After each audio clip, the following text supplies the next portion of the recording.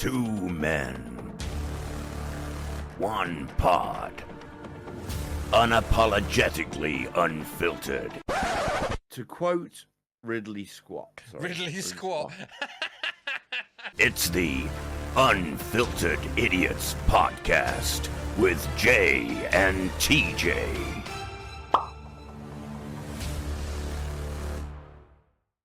Hello and welcome to this week's edition of the Unfiltered Idiots podcast. It is the 29th of the 10th, 2023, episode 7. It's the Halloween special. That's right, Spooktacular.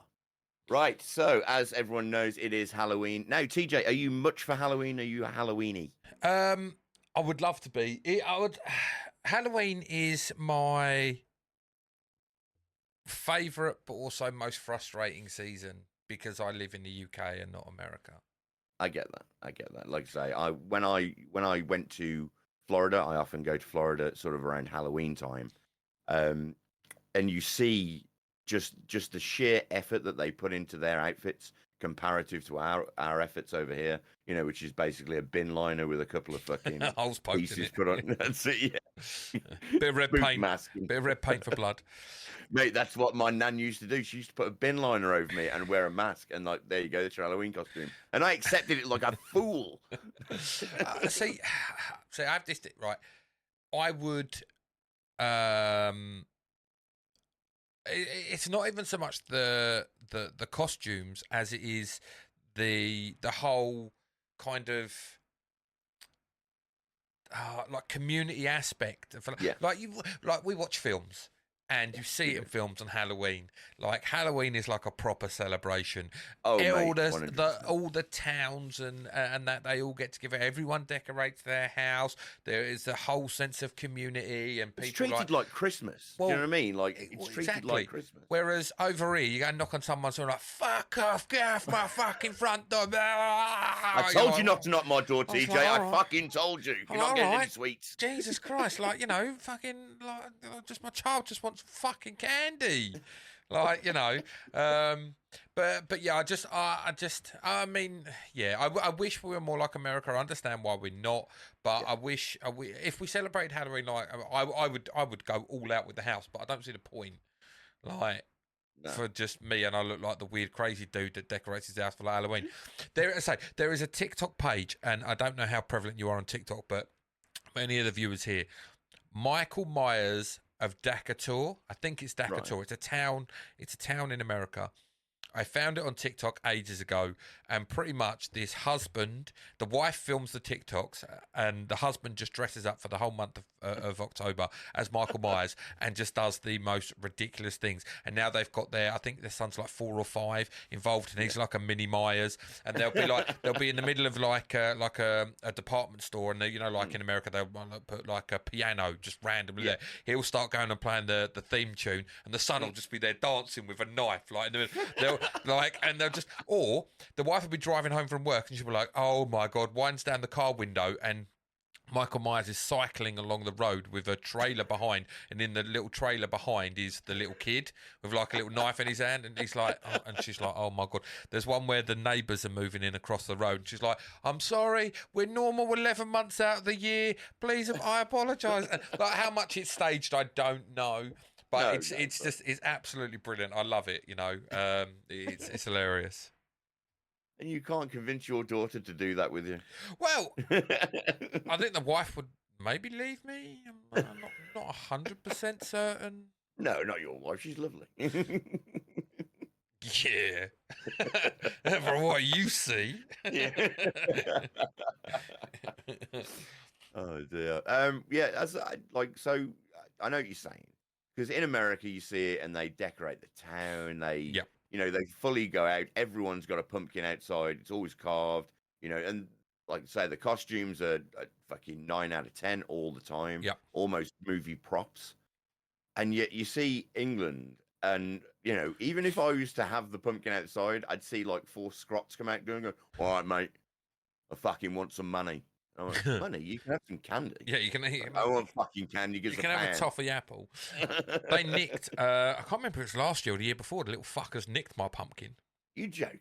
I've got obviously, I have CCTV outside my house. I've got a Ring doorbell and I've got CCTV, and we got little fuckers stealing my fucking. They come and knocked on the door. We gave them some sweets. They bugger off, and then the next people that come was like, "Where's our fucking pumpkin that was on the doorstep?" So we went back and watched on the cameras, and one of us was gone, "Mate, nick the pumpkin. Let's have the pumpkin," because I had a pumpkin inside. I carved a pumpkin and put it inside another pump. So like, I had a big orange pumpkin. Carved out a big mouth, and then you get those little pumpkins. I don't even know if they are pumpkins, but they're like a greeny, whitey kind of colour. I cut a little face in that, and then I wedged that in the big opening of the mouth I'd done, so it looked like the bigger pumpkin was eating the little pumpkin. So the little pumpkin had a shocked face on it, and the little fuckers nicked me pumpkin. I was like, you fuckers. The thing is, it's going to be like halfway down the road. It's going to be in the road because they've just launched it in the middle of the fucking road. Let's break it. Yeah, because they're fucking turds. But yeah.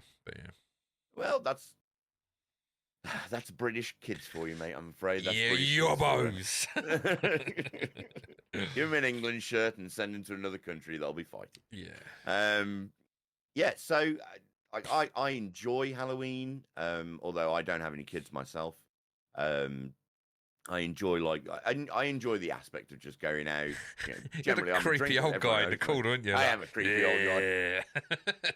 As people will tell you, I shaved off the whole beard last year for Halloween, and I looked very strange. That was scary. It was, I bet, wasn't it? Mate, I scared everybody because I went as goth, so I shaved all the beard off from Wayne's World. From Wayne's World. You know when you shave your beard off and you look at yourself and go, "No, this is an error." I know why I grew this in the first place, because I've got an ugly face. Yeah, exactly. I'm trying to hide 50% if I can. And the words fugly have never been more apparent than they are right now as I look in this mirror. It's like, Jesus Christ. Just trying to glue it back on. You're getting 12-year-old. Like trying to glue the bits back on that you've cut off. You're like, oh no, I've got to wait a couple of weeks to hide this monstrosity. Everyone else is saying they don't want to wear masks, and I'm trying to wear a full one. If I got my eyes, I'm like, if only I could look like a Wookiee. Chewbacca had it right all these years. He knew what he's doing. Cousin it. That's who I'm fucking following after Cousin it. My wife would love me to talk like that. Oh dear. Right, so as we said, so what's been going on your week, mate? Sorry, we mate, I have had a great week, but a fucking terrible week in equal measure. So the week was fine up until Thursday, right? Finished work on nothing of real to note, just streaming the DBD event at the moment. It's all right. It's pumpkins. You can run around and kick pumpkins in the Haunted by Daylight. But other than that, yeah, everything was fine. Work was fine. Thursday, I finished work Thursday because I was off Friday for reasons which I'll allude to in a minute. I get in the shower on Thursday night. Now my shower, it's shut up you. It's not like I have a bathtub, obviously, and the shower's in the bath. I've got one of those big those big. The drenchers. The rainfall shower head, they're called. Yeah. I've got one of them. It's fucking great. I love it. So I'm there. I'm lathering myself. I'm like, this is great.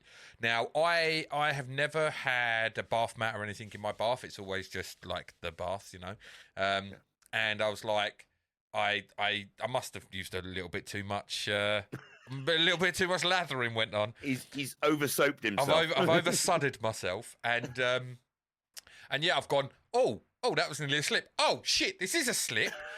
And so I've got a glass shower screen door to my left-hand side, and obviously the pole that goes up on the wall, which is attached like shower, and I've slipped, and I'm like, oh, fuck, I'm falling. It's like slow motion. I've like gone to grab the pole.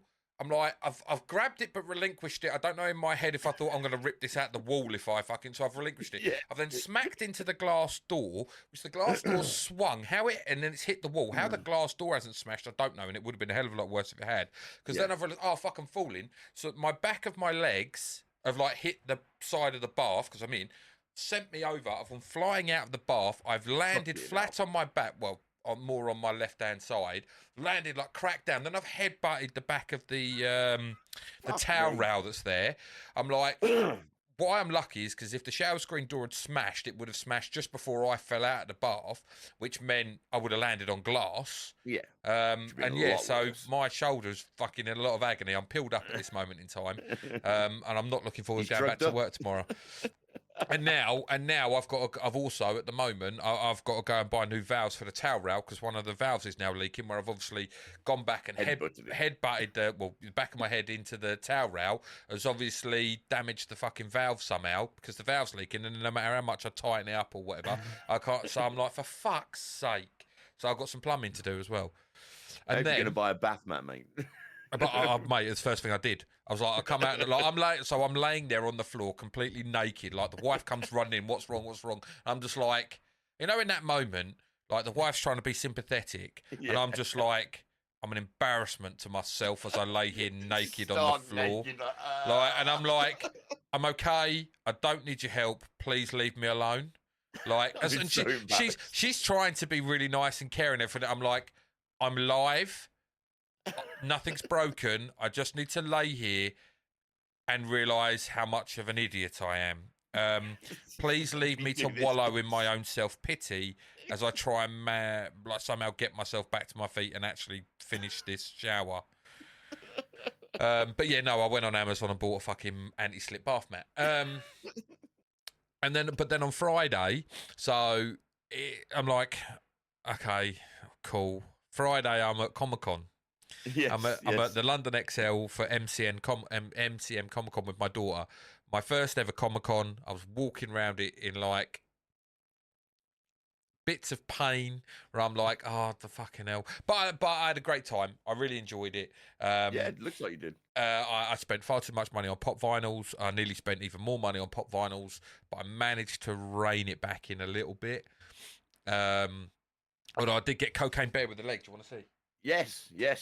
Show me Cocaine Bear with the leg. We have Cocaine Bear chewing on a leg. Look, he's got a leg. So I'll get the reflections. He's got his little leg there. I did want Cocaine Bear with the bag of cocaine, but they didn't have him there, so I need to get that one for the collection.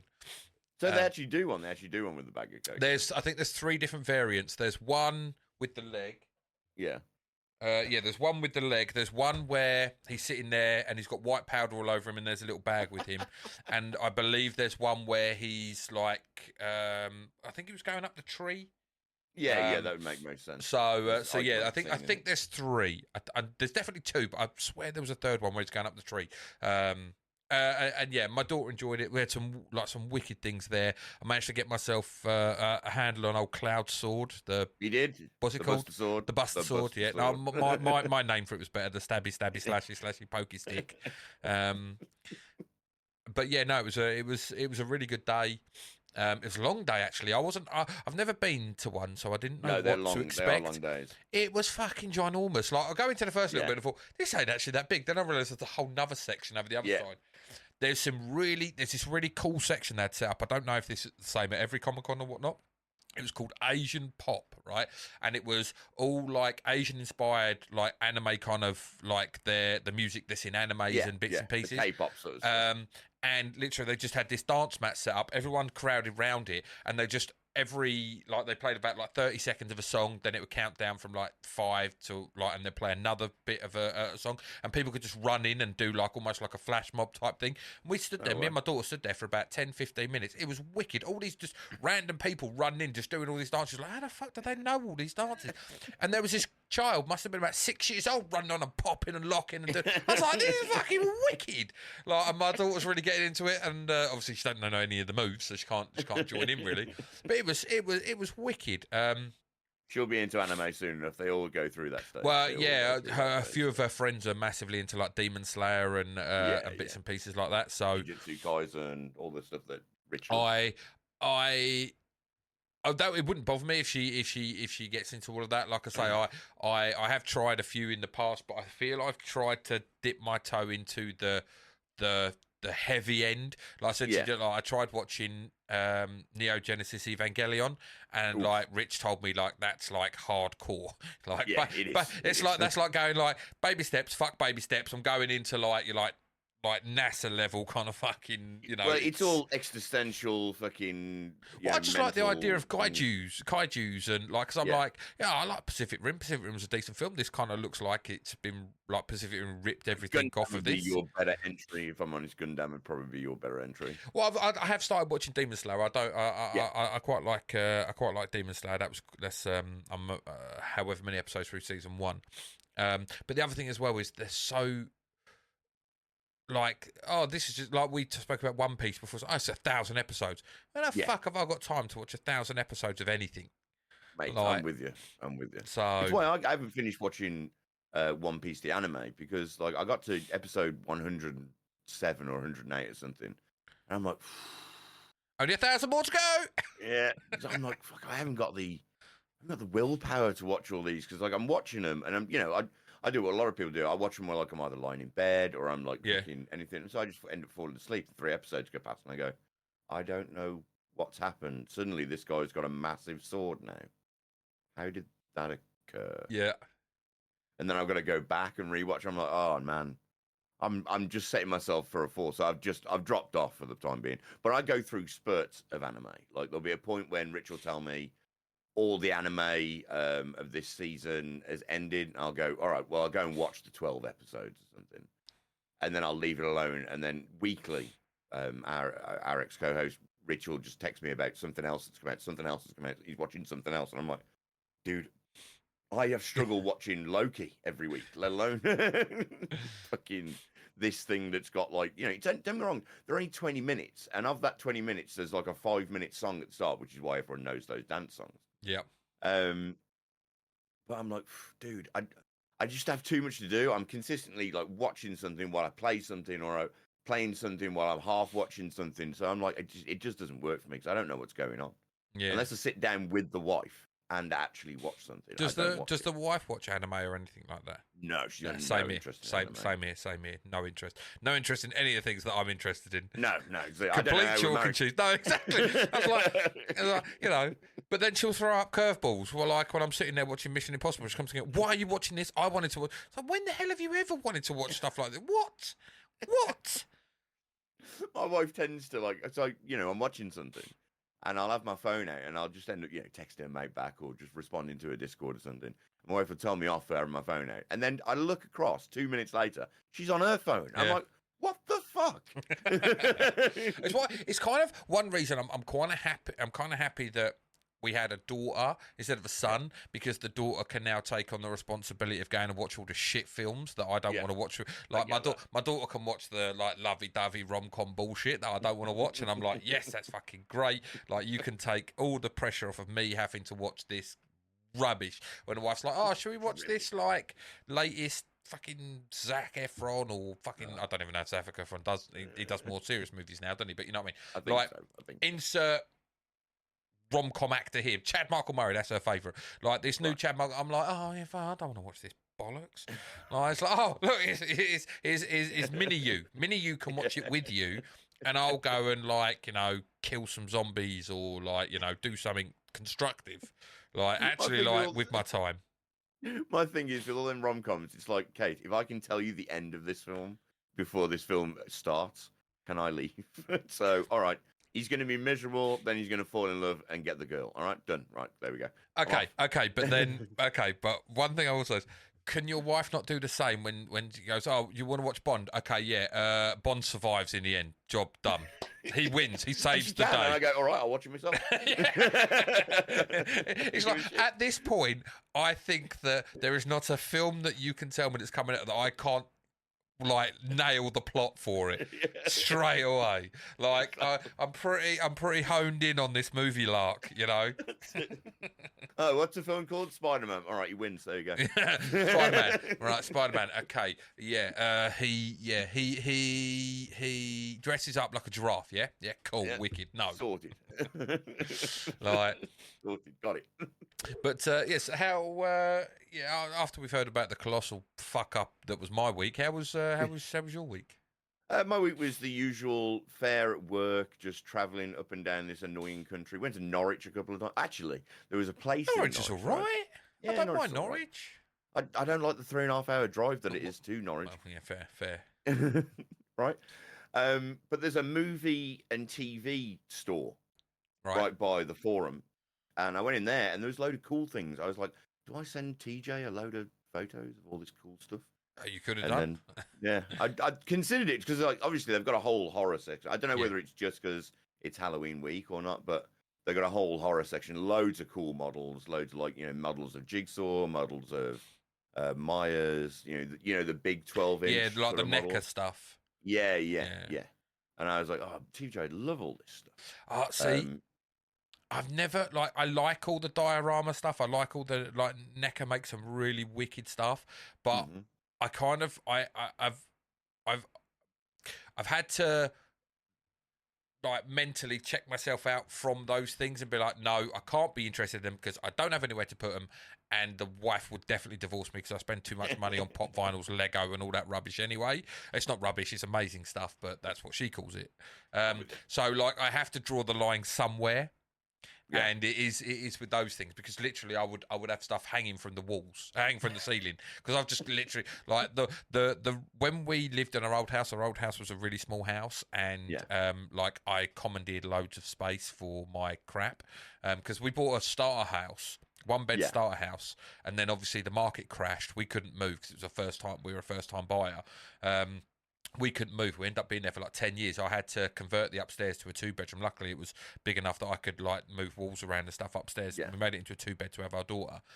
But the thing was, when we moved in here, and I knew I could have my own room, the man cave, the wife was like, that's cool. You can have your own space. You need your own space, but all your crap stays in your own space. It does not float into the rest of the house. And I was like, oh, okay. So if I start to then buy other stuff, it's like, start creeping it into the lounge. I'll just put a model over there, and before she she wouldn't be happy. Well, that's why my room's a tiny shoebox of a room. But yeah, all my shit has to go in here. Katie won't have it anywhere else through the house. Now, when we lived in our other house, a bit like yourself, I used to have the Millennium Falcon would be in the front room, and other various bits of Lego would be about the place. And now it's all piled into this tiny shoebox room. Yeah. I'm like, I haven't got any room to put anything. So most of my shit is now in the loft, where it lives forever now in the loft. But that was my problem, because when I went to that movie store, I was like, oh man, I'd buy some of this stuff. And then I'm like, but you can't put it anywhere. You're literally buying it to say that you bought it once, and then it goes to live in the loft again. So I'm like, yeah. That's right. That's why Lego's unbuilt behind me, because I'm like, right, if I build that, where am I going to fucking put it? Well, the wife did say to me, because I bought 9 pop vinyls, and my daughter bought a couple of pop vinyls as well, which I was massively happy about. My wife was like, for God's sake. So I bought 9 pop vinyls, and the wife was like, well, where are you going to put them? You run out of shelf space. And I was like, don't worry, I have a plan. So also I was like, I'm contemplating going back to 3 screens horizontally across in front of me, because at the moment I have a screen here, a screen above it, and then a vertical screen there. Yeah. And then I'm taking the telly, and I'm going to mount it on this wall behind me here, and then I have all this empty space where the telly is to extend the shelving. And then I can get Ec.07 out of time going down in time. Well, my other thing was as well, I might make the centerpiece here, because hang on, let me move the camera so you can see. Obviously, as you see here, I've got, this is like my little Batman section here, there. So obviously I've got the tumbler there, and then obviously the Batmobile just above it. I would move them and buy the Batwing and have them 1, 2, 3 right in the very middle. But then I could still extend the shelves above and below it to give myself extra room. I've already planned this all out. Whether or not, I don't know if it because I am contemplating, after talking the other day, I have looked at it before, but after talking to you the other day about sit-stand desks, I have started looking at them again, and I'm like, oh, it's tempting. But if I bought a sit-stand, I couldn't do that, so I don't know. Because I like the idea of standing and being able to mess about on stream standing, especially with that second camera that I've got behind me. I can use. I find the reason I don't go to that more is because it means I've got to turn around, I've got to get out of the chair, I've got to fuck about and then get. Whereas if I'm already standing, no chairs in the way, I can just mess about and be a complete idiot. So I like on stream, which is what I try to do anyway. Or I do anyway. I've just noticed you've changed your chair. I noticed it the other day on your stream, but I was like, well, I have and I haven't. Yeah, so the other chair's here, still in here. Yeah. It's just because that one, like one of it broke. Yeah. I remember that happening. And I repaired it, but then I was given this one. I don't like this one as but I just have a worry that that's going to break again. So I'm using this for now. I'm going to wait for the November Black Friday sales Black and Friday look sales, big. yeah. But the chair that I ultimately want is the Batman Secret Labs chair, but it's £519 for the version that I want. Which obviously I'm a bigger guy. I'm 6'4". You know, I need the XL, and it's £519, and I just can't bring myself to spend £519 on a chair. That's more expensive than some of the components in my PC. Yeah, It's a chair, but I also kind of get the fact that it's like I need a good chair. Yeah. It's comfortable. I sit in it for hours and hours and hours. So it's definitely value for money. You know, it's like when you buy a mattress and you're like, fuck me, mattresses are well expensive. Yeah. But then you actually think, if I keep this mattress for 6, 7, 8 years, whatever it is, every night I sleep on it, it's actually pence. It's what it costs me per hour if you want to break something down like that. And the chair would be the same, but it's the initial outlay. It's the Spider-Man thing we spoke about. Yeah, spending £70 on Spider-Man 2 seems well expensive when there's only 25 hours of gameplay. Yeah. But if you break it down, it's £2.80 an hour. Exactly. Which is, everything's relative. Yeah, but it's just the initial outlay is a lot of fucking money. Because it's like everything. You've got to put down the money to enjoy 20 hours, 200 nights, whatever it is. Yeah, 100%. I will be looking at buying a new chair, either at Black Friday or the January sales. I will have a new chair within the next couple of months. So I've got a Secret Labs chair, and I do love it. But again, it was an outlay of like 450 quid, and I'm like, but then I'm trying to justify it to the wife. She goes, why are you spending this on a chair? Can't you just get any other chairs? Yeah, 50 quid from IKEA. The price of chair, right? I can buy a shit chair from Argos. Don't get me wrong. But in 3 months, I'm going to go, right, this chair's fucked now. So I need to go and get a better chair. Yeah. And then inevitably, I'm going to end up spending 450 quid when it's not in a sale. So I totally feel you with like the chair, especially with the streaming and just the amount of prevalence that you spend sat in front of PC screens. You just need something comfy that you're going to sit on. Exactly. So I totally get it. It is exactly like you say, though. It's just that initial outlay where you're going, fuck. But ultimately, the plan is to, when I buy a new chair, I'm still going to keep probably this chair here because my plan is to, because I've done a couple of streams with the wife, getting the wife involved to play DBD and stuff as well. So I'm going to keep the second chair. I've got space. I can just sit it here. It's out of the way.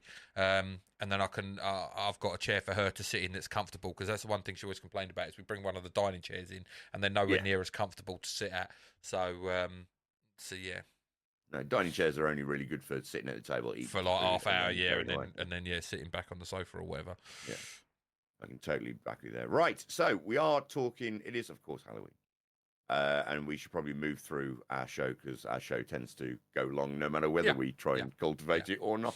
Well, it's a different show than normal, isn't it, this week? It is a different show. So, explain to people what kind of So, guys, normally what we normally do is do some calendar news and some birthdays, and then the news of the entertainment news, and then we do our show special, then we go on to a quiz. Now, we have got elements of that, but what we're going to do today is we're going to do what we used to do on our other older podcast, which every now and then me and TJ would sit up together and we would watch a film, and then we would talk over the film. Almost like a commentary. We give you a timer so that you can see where we are in the film. It's above my head. There you go. TJ's pointing it out for you right now. And we'll just talk.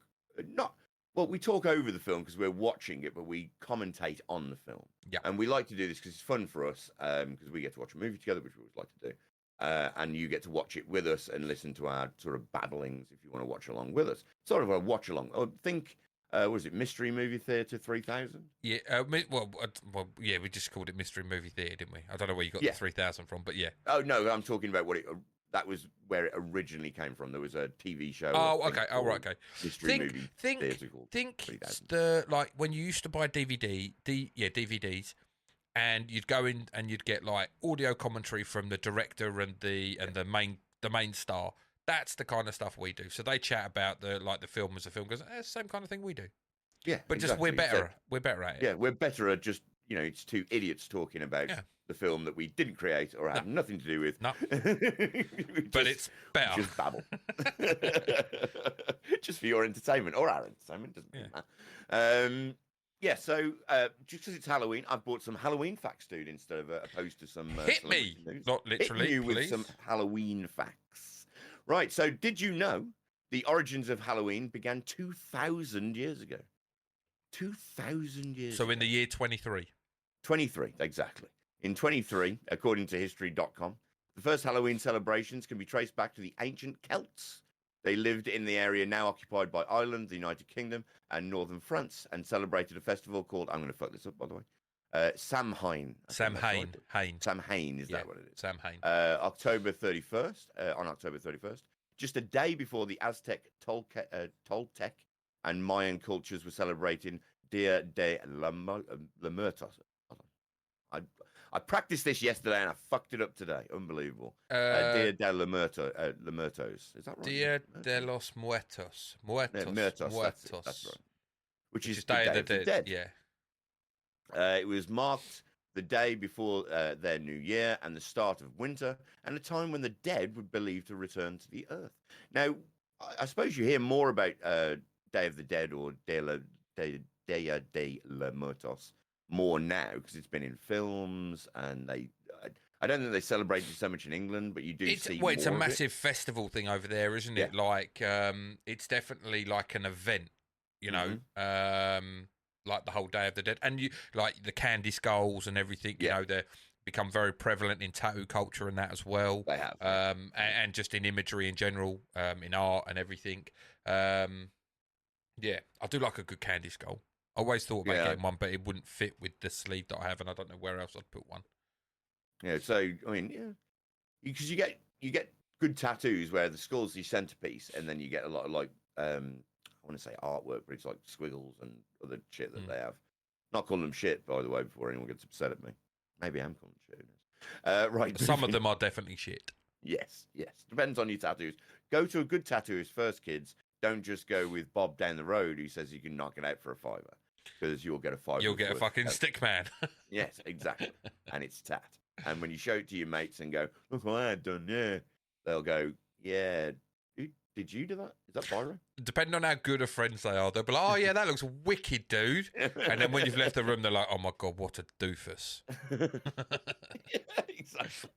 That's on him forever now. That's forever.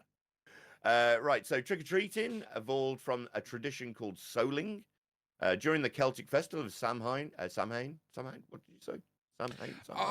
Looking at it, it looks like Samhain, but knowing that it's an Irish word, like, if we know anything from Irish words, it's probably not said how it's spelled. Obviously, looking at names, they have Siobhan, which is spelled like Siopan.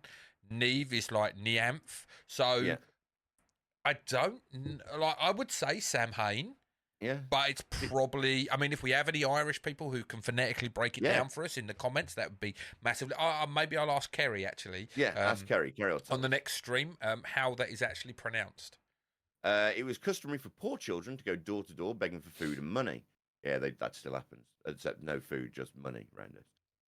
Business Insider explains that in exchange for their generosity, children would offer to pray for their souls of the recently lost loved ones, hence how it got its name, souling. Oh, okay, that's interesting. I just thought it was people who wanted sweets, but now apparently it's... I'm going to tell them, in fact, when they come knocking on my door in 2 days or 3 days, whatever it's going to be, I'm going to say, oh, yeah, I've lost someone. I expect you to crack out a prayer for me.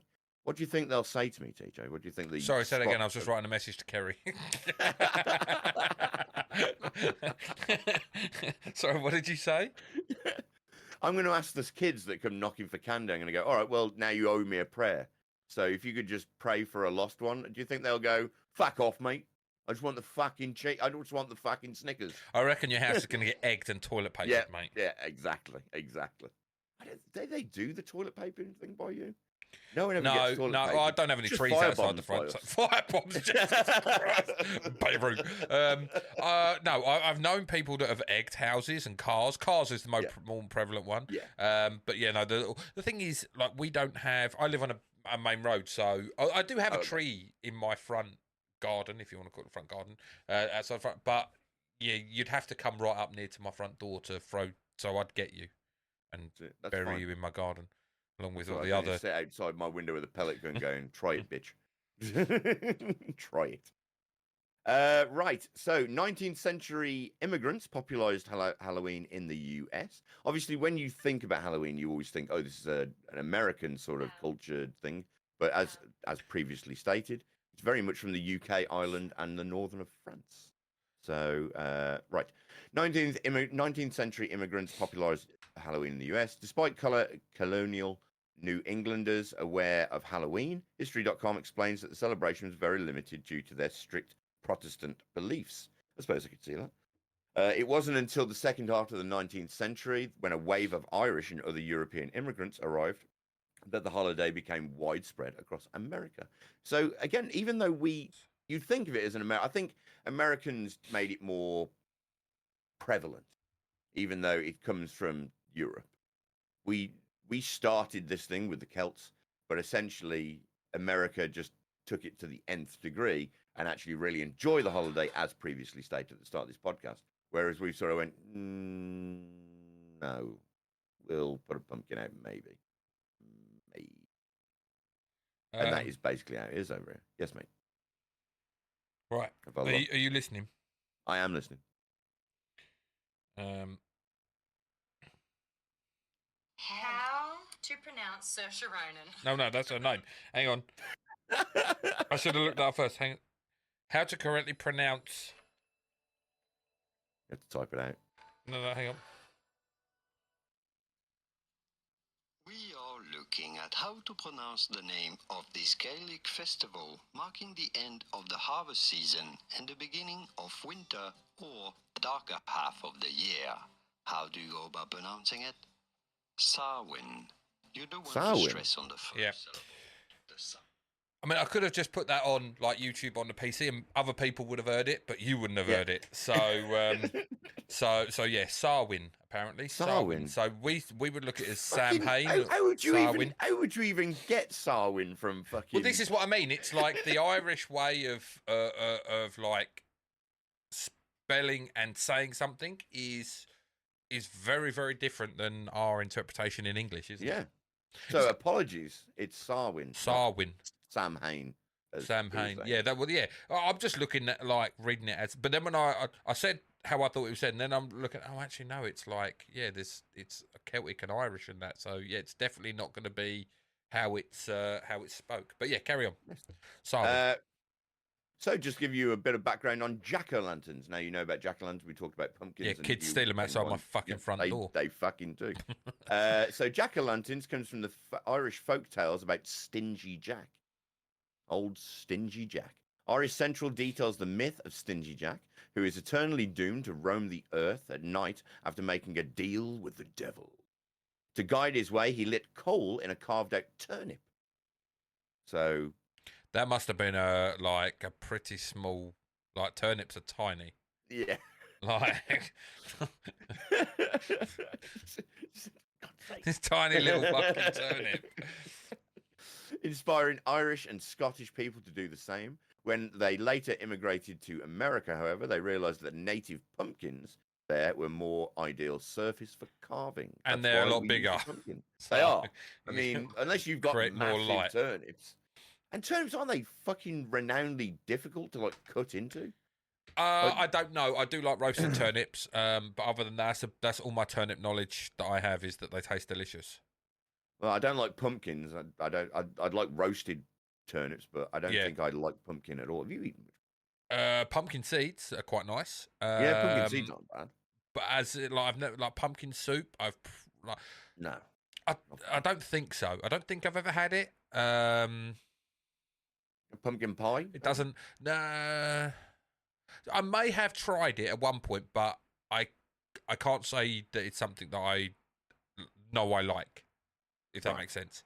Yeah. That If I've tried it, I've put it out of my memory because it was that disgusting. Yeah, I've already carved it out. I mean, I've already I've put that at the back there. Cause nope, don't like that. Get rid of that. The experience was not good. Yeah, exactly. Put it away. Don't need to think about that ever again. Obviously, we were talking about trick-or-treaters. Now, it wasn't until the 1970s that sweets and candy was exclusively doled out for trick-or-treaters. According to History.com, trick-and-treating became popular in America in the 1930s when it was acceptable to hand out everything from homemade cookies to nuts to toys to coins. Candy companies started marketing pre-packaged Halloween offerings in the 1950s, and 20 years later, it became the primary treat given out to kids. So it's been going since the 1930s, but candy companies thought, hold on, we can make it. So realistically, I should hate Halloween like I hate Valentine's Day then. Yes. Because I have a disdain for for Valentine's Day, because I believe Valentine's Day is a holiday that has now been completely overtaken by the card and chocolate. By Clinton's, and basically. Well, obviously I don't know if Clinton's is worldwide, but we'll call it Hallmark.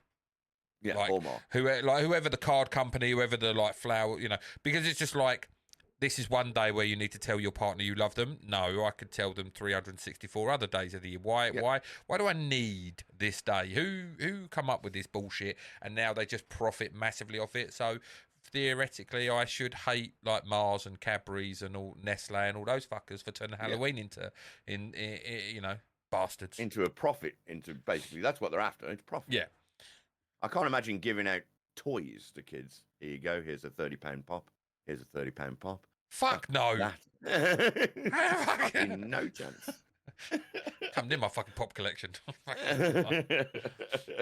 Watch out, they'll come in and take that and all if you put it anywhere near them. Fucking hell. Took your pumpkin. Find your pop smashed down fucking 20 minutes down the road. So that's all the little bits of things. There are more kids. Like, don't get me wrong. If you want to prove us wrong and give us any other facts, put them in the comments below, or send a message, an email, put in a carrier pigeon, however you want to get it to us, then you can get it to us. Right, we're moving on to our main point, which is the film. The movie. Are you all set up? Yeah, I'm all set up, ready to go. Depends on what you want to say about it to start. Yeah, so this obviously, just so everyone knows, obviously we've been burying the lead for the past couple of weeks on streams and stuff, not actually telling people what we're going to watch. I hinted at it by calling it Scary Movie. It's not a scary movie. It's not. Well, it was originally Scary Movie. So Scream was originally titled Scary Movie. That's the film, by the way. We're doing Scream. Original, 1996, Scream. Yeah, 1996. The probably my more favourite one, I suppose, and I've watched all 6 now. So Scream and Halloween are my 2 favourite hacker slasher franchises by a country mile. As long as you keep the components relatively the same, I will enjoy them no matter what. I have this. I enjoyed all 6. I have this. Blinkers on. I don't care. You're not making. Give me Ghostface murdering people and a telephone call with a distorted voice. The Scream film's going to be brilliant. I don't care. Like, no one can tell me any different. Halloween, if you keep Michael Myers, like, you have that music playing in the background, you have him like massacring people left, right, and centre. It's going to be brilliant. The minute you change that, you release Halloween 3, Season of the Witch, which was complete bollocks and bullshit, and it just 4, but no, it's Halloween 3. Season of the Witch is Halloween 3. The minute you change what makes your franchise amazing, you just get in the bin. Just get in the fucking bin, because you're not welcome. In the bin. You're not welcome. But like I say, that was the Halloween masks one, wasn't it? Yeah, it was toys. It was toys. So it was a toy maker that was making possessed toys in Halloween 3 Season of the Witch. It was just crap. There's no Michael Myers. It was like, what the hell's going on here? I kind of like, they were like, okay, yeah, we want to get away with this. Maybe we've killed Myers. No, you haven't. Myers is not dead. Like, you might have poked him in the eyeballs in like Halloween 2 in the hospital, but like, don't worry. He's ever present. He's like, he's unmurderable. That's what's terrifying about him. You shoot him 7 7 times, and then he just goes, Exactly. he's dead. The same Wait with a minute, Ghostface. he's gone. And what I love, what I love about Ghostface, and why I feel that Ghostface is in the pinnacle, like of slasher characters, is because Michael Myers, Freddy Krueger, Jason Voorhees, give me some more, Pinhead, Pennywise. You know, what do they all have in common? They murder people. Yeah. What else do they have in common? I tell you, they are all one person. We all know who they are. We all know everything about them. Yeah. Where does Ghostface differentiate from all of those? Well, he's whoever. He is whoever. You have no idea who he is. He can be and is anyone. Yeah. So anyone, even your closest ally, your closest friend, your most hated enemy, anyone could be Ghostface. Yeah. Ghostface will be ever present because Ghostface is an idea as opposed to a person.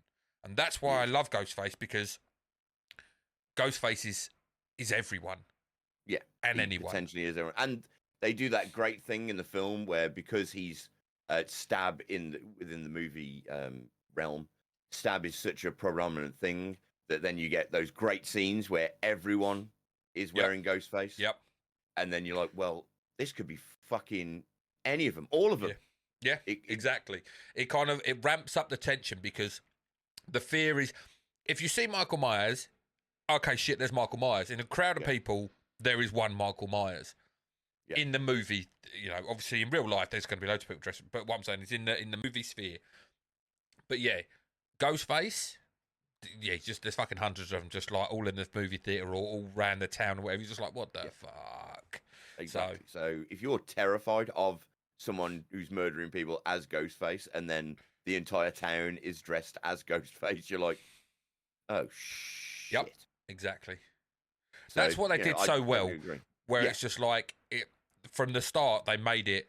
Oh, okay, yeah, it's just a costume you can buy from any old store, and that's exactly what it was. They bought a costume. It's made by Funworld. It wasn't commissioned by the movie studio. It wasn't like, it was just a generic horror costume that they bought to star in this film, made by Funworld. Like, they don't own the rights to the movie, and that's why Scream, Ghostface, is technically in Dead by Daylight. Dead by Daylight behaviour, they never got the rights from the movie company. That's why Sidney Prescott's not in it. That's why Woodsborough's not in it in the game. But Ghostface is, because it was easy for them. They go to Funworld and go, can we license your mask? Of course you can. Brilliant, thank you. We now have Ghostface in the game. Cost them like a hell of a lot cheaper than to get the actual proper Scream license. Oh, gotcha. So, and the movie company can't do anything about it because they don't own the rights. Exactly.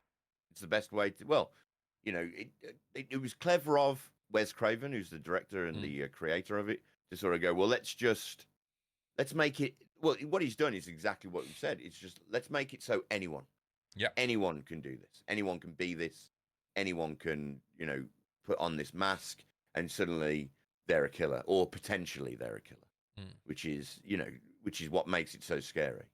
As I was saying, so Scream was originally titled Scary Movie, but the Weinstein brothers retitled it after hearing the 1995 Michael and Janet Jackson song named, that's right, you guessed it, Scream.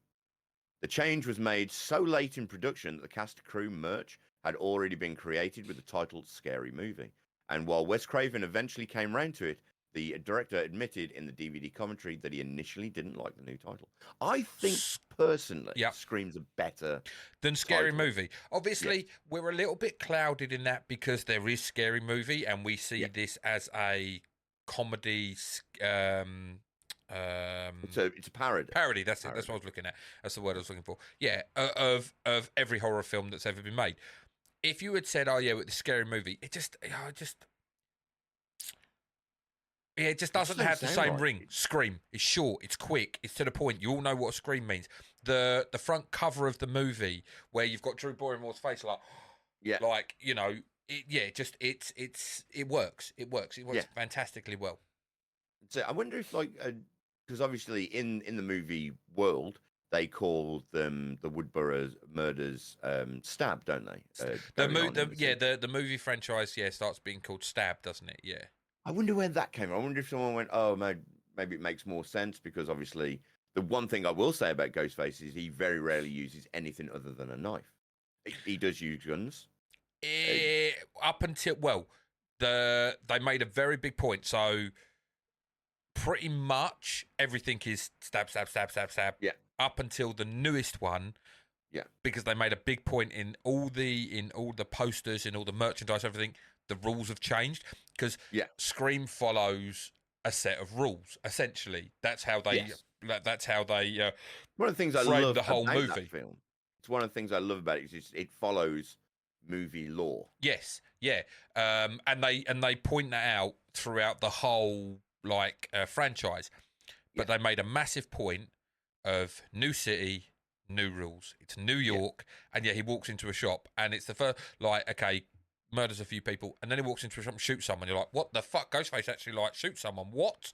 What? It just becomes, oh, okay, this is ramping it up to the next level. Yeah, because he's like I say, initially they never, the terrifying thing is that somehow, no matter fucking who it is, they're strong enough to just stab everyone to death, regardless of what goes on.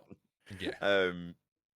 So I always like the knife. I always like the fact that it's because killing someone with a knife is basically a crime of passion because it's really got to be. Yeah. I always like the cleaning of the knife. Yeah. After you're like, oh, that's cold. Yeah. Just get your blood off my knife. I need this clean. And it's something I like in Dead by Daylight as well. There's in Dead by Daylight, all the killers, once they've hit someone, there's an animation that goes in where they either clean the knife, they flick blood off the knife, they do, and they've definitely stolen it from Scream. And it works so well. Just another thing about being that we were talking about the voice of Ghostface. So that's actually got a connection to Powerpuff Girls. Yeah, this I didn't know. No, I didn't know this until I read it. So the actual voice of Ghostface was recorded by an American voice actor, Roger L. Jackson. The voice acting veteran has not only provided Ghostface ominous phone calls, what's your favorite scary movie? Voice in all the franchise, franchise 4 films. I'm fairly confident he did it in the others as well. Possibly. This you might have got this from something before the others were released. Yeah. But has worked on a dozen video games, so that fits in our TV shows and animated films throughout his career. His most famous vocal performance, aside from Sidney Prescott's serial killer Stalker, was the Powerpuff Girls, the formidable mad scientist primate foe Mojo Jojo.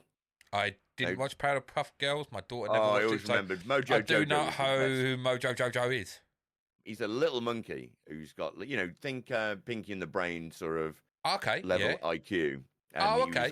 Which one, Pinky or the Brain? Because there's a big difference. Brain. Okay. The Brain. It's a big difference. It is a big difference. I'd be less scared of a Pinky than I am of a Brain.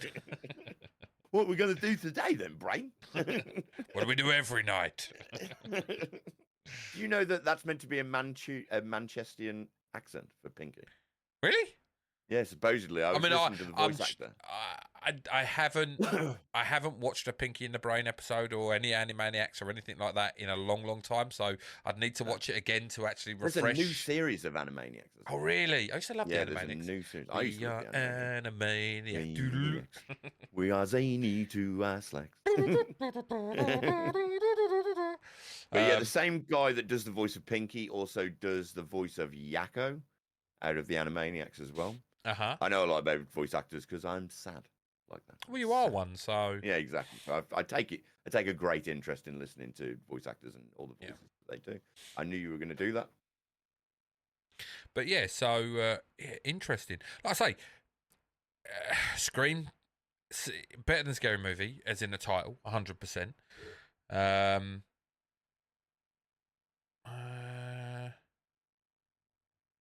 Yeah. Oh. So just reading up here something that Jace put in, because Jace is having a conversation with his wife at the moment. The writer of Scream, along with obviously Wes Craven, Kevin Williamson, also did The Faculty, and I Know What You Did Last Summer. Yeah.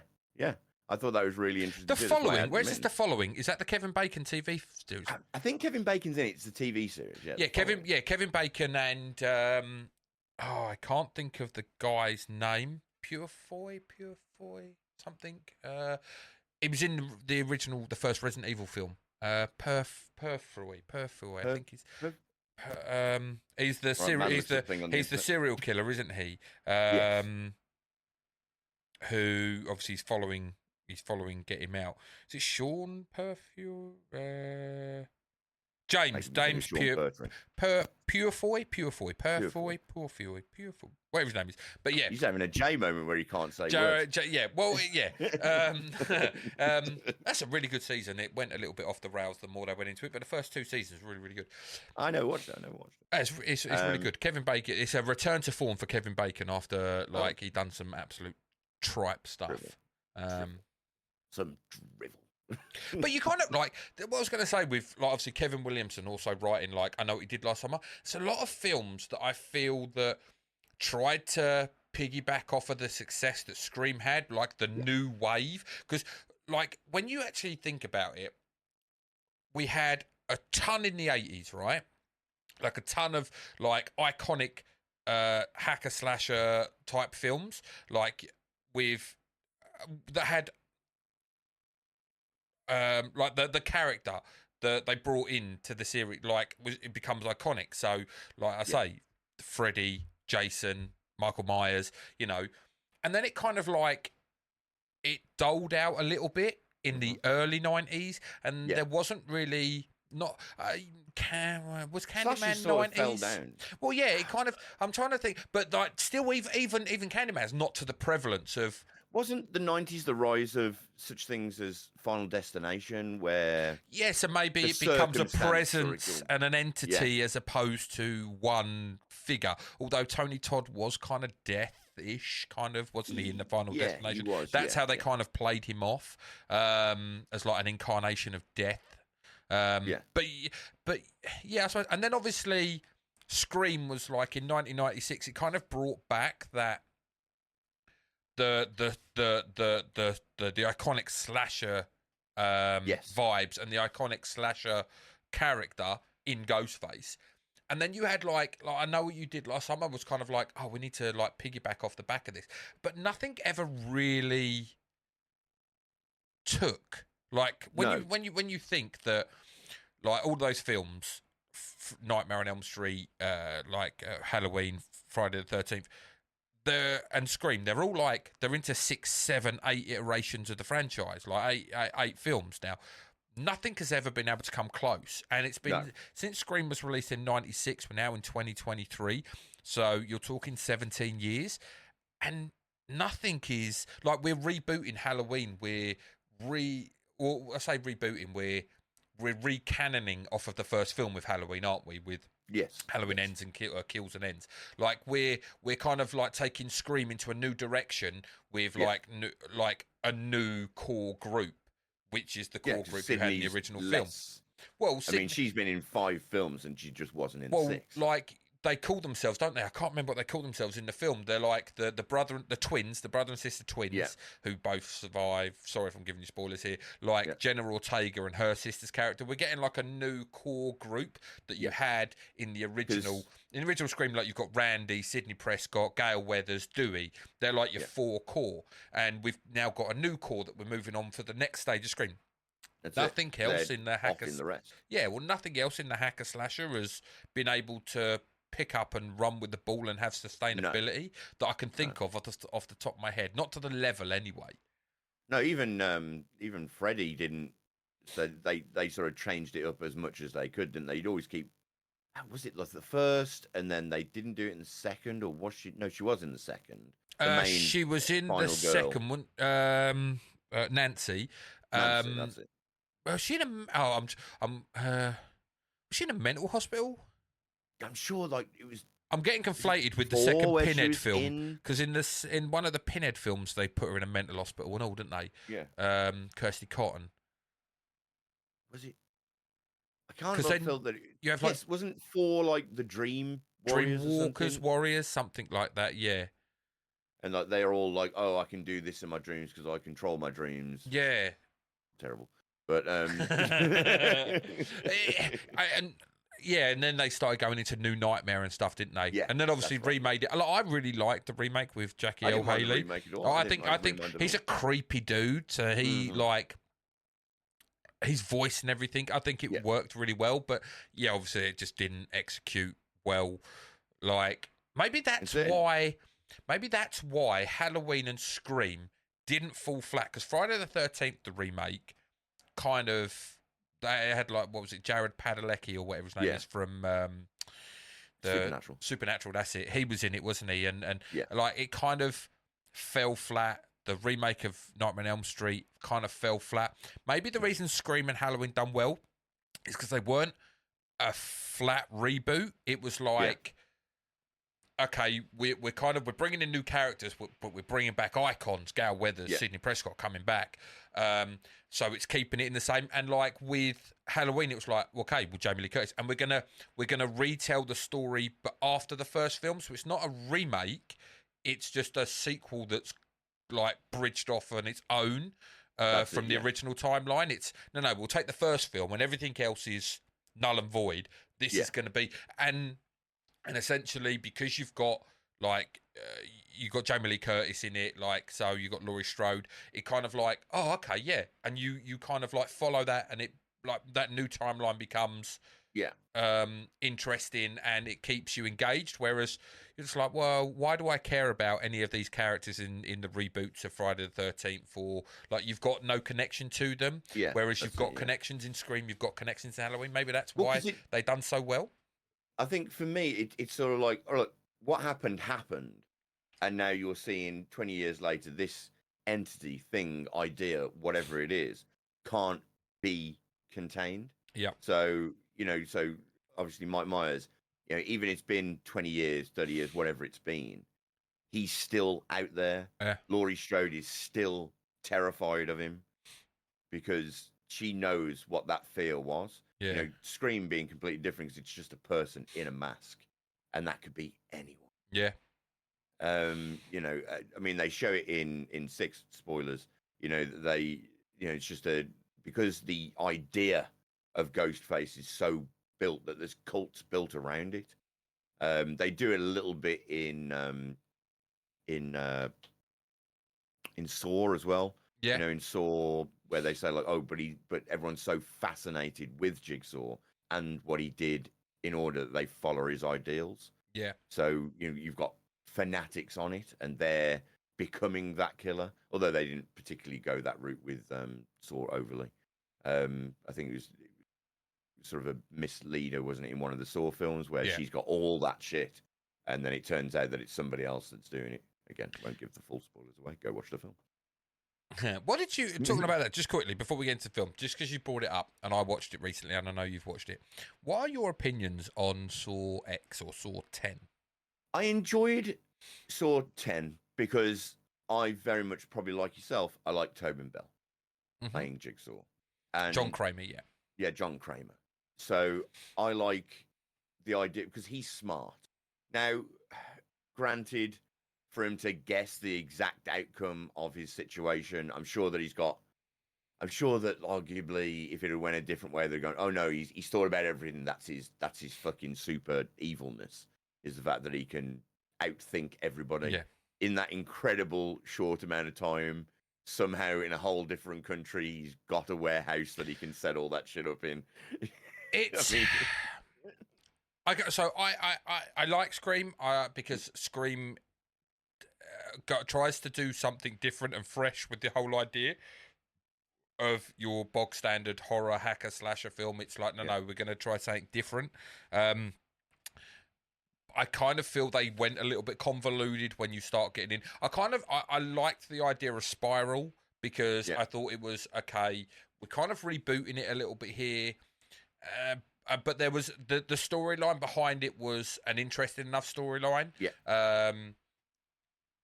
And the outcome of what happened in the end. But with Saw X, bringing back John Kramer's great, but it kind of also does mishmash because you're sitting there wondering, fuck, where does this fall?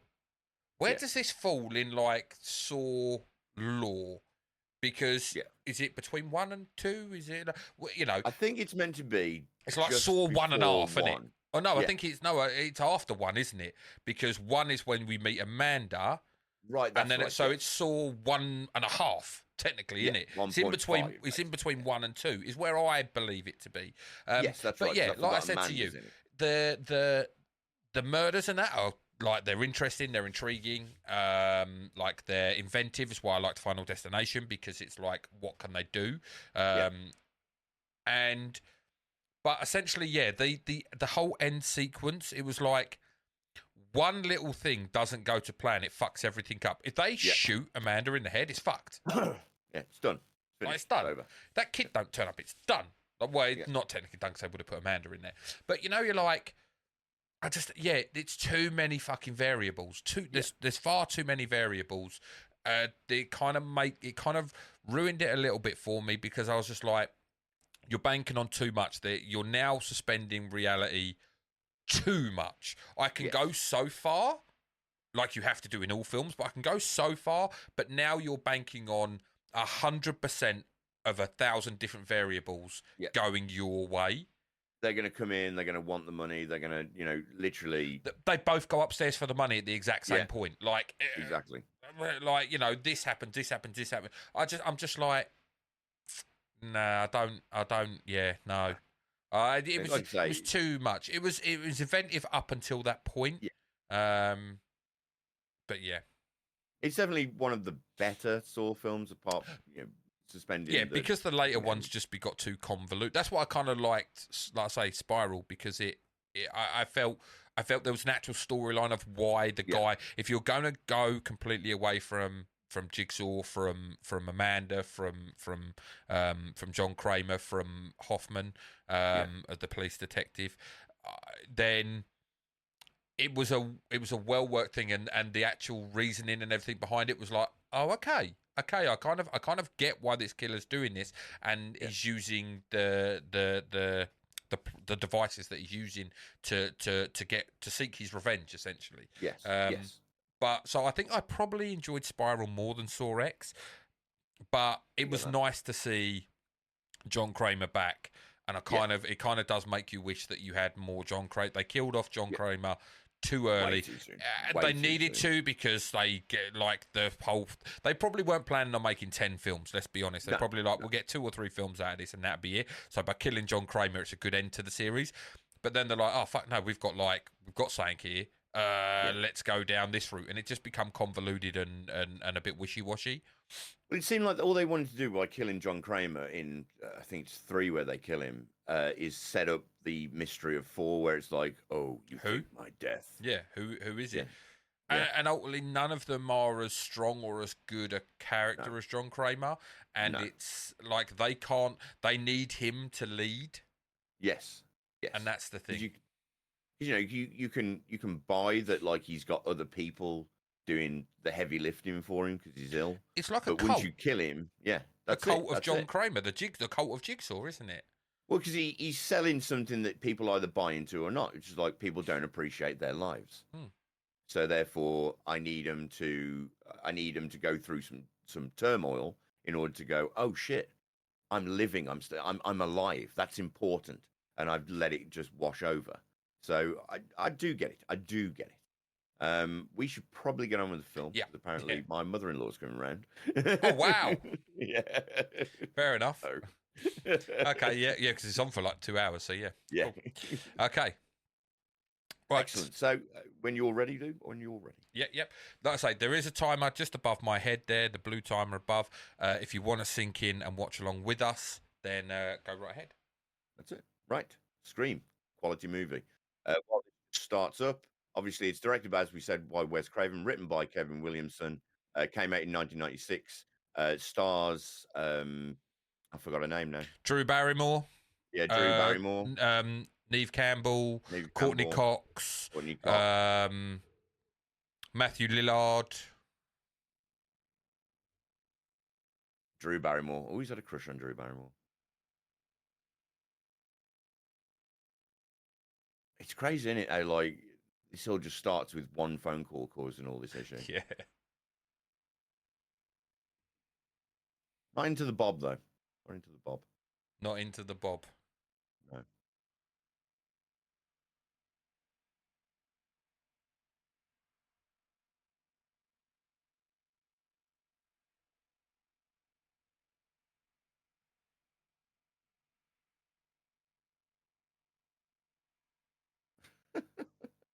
Don't hang up the phone on me again, you little bitch.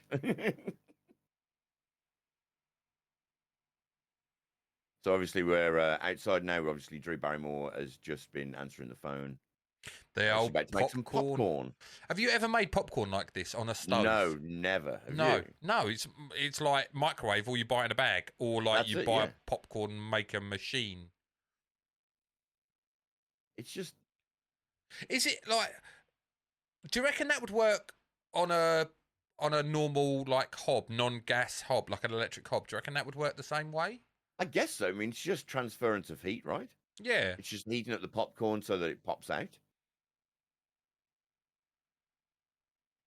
Oh, there it is. What's your favorite scary movie?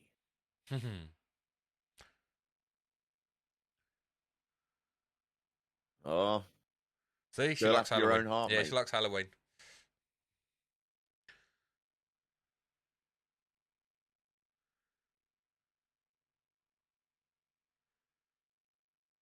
Oh God! Good old Freddy. Shut up. How dare you say that, Drew? I mean, she's got a point. Like, Nightmare on Yeah. Elm Street is probably The original is just my the best, least really. favourite franchise in terms of the films losing their luster as they go Yeah. on.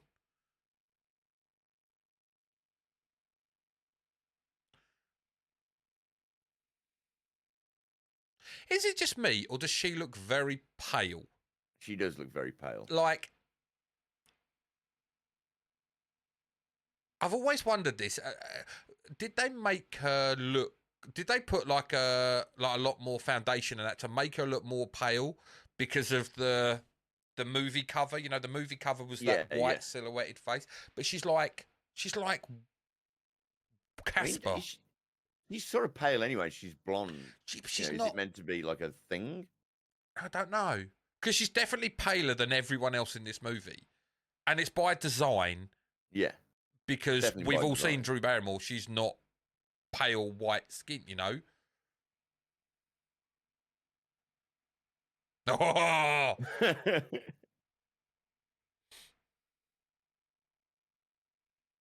I mean, like, it always amazed me that she kept answering the phone because I'd be like, "Fuck this." I'm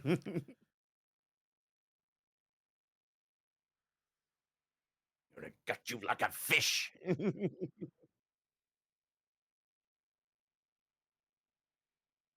Who hasn't got, this late at night, hasn't got doors locked anyway? By yourself. Yeah, by myself. Them doors are locked. I mean, yeah. How would? Yeah, this is the one worry, right? Because he's totally right when he says the police would never make it in time. They never would. They never would make it in time. I Oh, want to see what. Man, honestly, those would be terrifying words to hear. You're on your own. do you know? I always realise watching these films as well, like how massive American houses are that you could actually have a full chase with a serial killer inside your house. Mine would be like, I run to the end of the corridor, I'm in my kitchen. Ah, shit, I'm cornered, I'm dead. This is like, I can run round the sofa, I can run upstairs, I can pole vault over the landing. I'd be fucking dead in 5 seconds. But I've got no, like, run around ability in my house. It's too small. He's caught me. He's caught me at the door.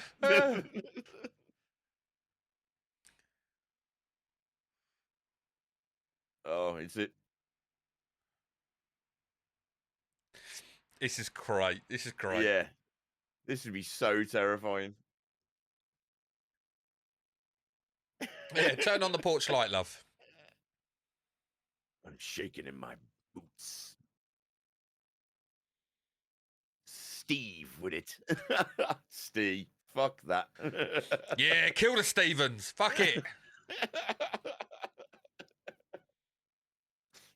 Oh, mate. This would be so... And, like, to see this as well. Like, the amount of time that he's had and just set all this up would be fucking And terrifying. how has she not noticed that her boyfriend's on the fucking patio tied up?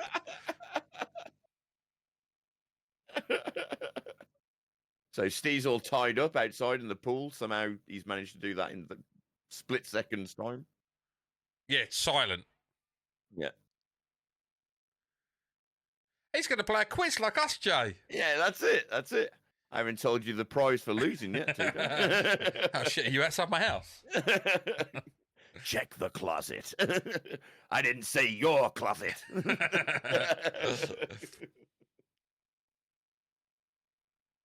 Yeah, Casey, turn off the lights. That's it.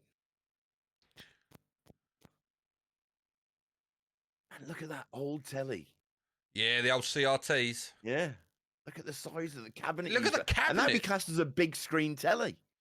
Yeah. Like now it's tiny. That's like, and 4:3 as well. 4:3 Yeah. aspect ratio. Mate, we used to watch. We used to watch like peasants. I know. Fucking having to rewind videos and shit. Oh, mate. When you had to pause the porno and you'd get the flickery lines, mate, and you'd be like, that's "Oh, I it. can't." No, None of this cupping the crystal boobs. clear pausing.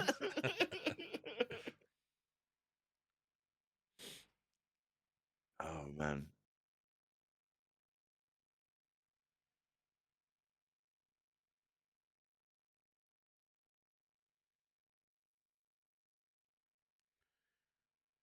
Oh no.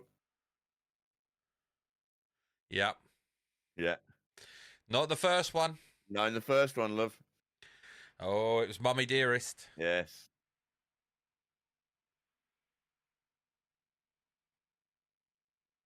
That always annoyed me with the first Friday the 13th. But Yeah. like his mum was a killer. She's like a 60-year-old woman. Are you telling me none of these young sprightly thingies could actually stop her? But that amazes me in this sometimes as well. You find out who the killer is, and you're going, "So what? So none of these football players could stop this one person?" But they do it in a clever way, I feel, because you never know who the killer is at any one time. So No, it you're could. right. So when they do a mix of male and a female killer, you never know if it's the male killing that person or the female. And so, like in this scene here, essentially the guy's tied up. So it could be a small diminutive person that's because the big guy's already done all the work. It could be the little person doing the work, you know. Ultimately, if you've got two people wearing the same outfit as well, then you think you've knocked out one, and then the second one comes out. You don't know it's not. You don't know it's the second one. Oh yeah, that's going to do damage. Fucking letter opener. Yeah. She had a whole kitchen full of knives. She's grabbed a letter opener. Oh, it's the chair through the window. Get a knife. Get a knife. What are you doing? Yeah. Go to the kitchen. Grab a knife. Yeah. There we go. Don't worry about turning the popcorn that's on fire off. Yeah. Maybe don't burn down the whole house, Drew. Just suggesting. Maybe don't burn down the entire house. No? Okay, fair enough. There's a little foreboding for you. Get an image of what the killer could be. She didn't lock that door. Nope. You know, so she just walked straight out of it. I've left one door open, TJ, in case I need to get out and run into the open and get completely how have you... out. How can you not shut the door quietly, you dozy mare? Or even don't, just open Why have a you still couple not of doors. phoned fucking 999 or 911? Exactly. Give yourself a chance, love. What, like... And why stand there when, you could just run off at this point? He's in the house. You know he's in the house.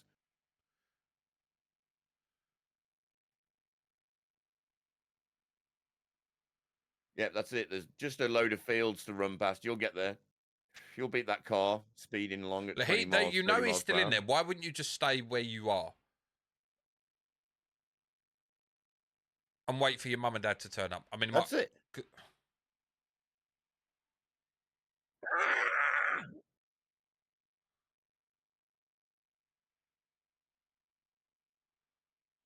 Now, technically, this would be the killer's first kill as well.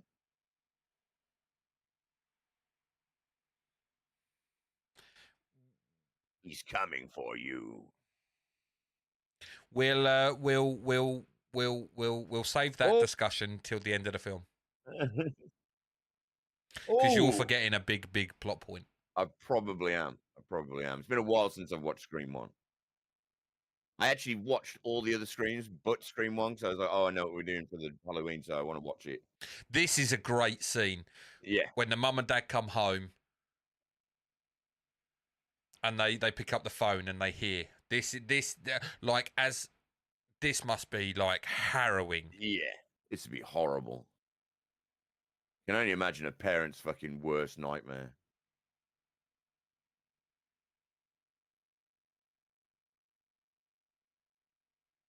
Oh, mate.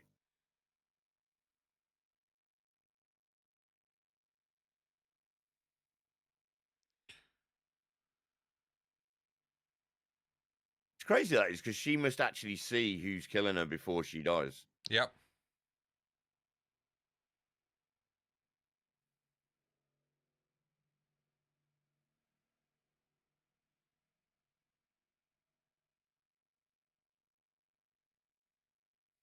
Isn't that the worst thing you can do? Just run water over that fucking fire?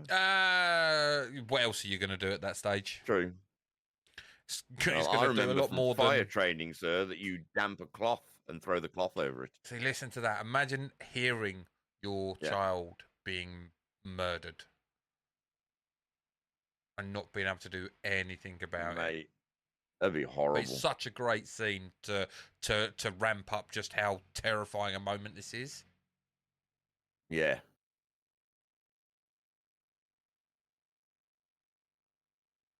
That's when you also know you literally have to get into the car to drive to your closest neighbour because you live in the middle of the fucking boonies.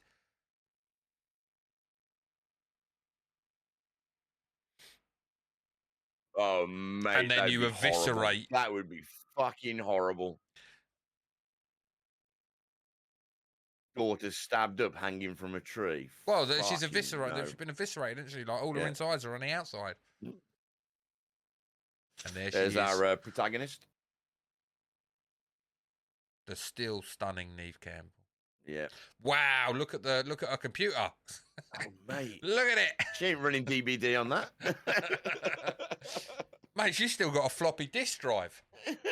Oh, and he's got he's another something else with a floppy disk and all. Yeah, hey. That's part of his problem, isn't it, if I remember correctly? See, like, I always felt like after, like, Skeet Ulrich, you're like, he's going places as an actor. Not really, you know. Nope. It was really good actually in. He got he was in Riverdale recently. Yeah, as Jughead Jones's dad. Oh, right, okay. But I thought he was going to do some decent things. I thought he's got the look and the feel of being you know, and he's a decent actor. Yeah. But does he? I mean, I suppose this wouldn't have typecast him. Obviously, not giving anything away. Because like, again, he's not a, he's got the Leo DiCaprio hair of the time. I was like thinking, this could, obviously I'm not comparing him to Johnny Depp, but you know, like Johnny Depp got his first steps in Nightmare on Elm Street, and you kind of feel he's got that kind of feel and look about him, like that kind of like desolate loner kind of look that kind of works. It's good looking, can't see how he wouldn't be put in other films where you need like an attractive male lead. And he shows in his film he's got range because of how he starts, how he ends it.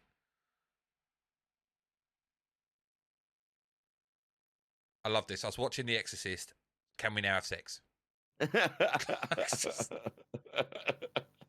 So I do things. We were watching Family Guy. Giggity, giggity.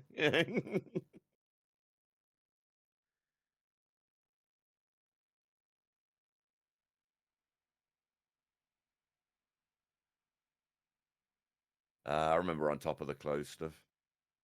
You're trying to edge your way into your girlfriend's knickers. Yeah. Little did he know that in a couple of years she'd do wild things. Oh, mate. Completely different. Mate. Sidney Prescott gone rogue. With a girl and a guy. It's a 3. Oh. Cheeky. Oh. Subtle little And hand up nope. the leg gesture. Oh, yeah. No. Denied.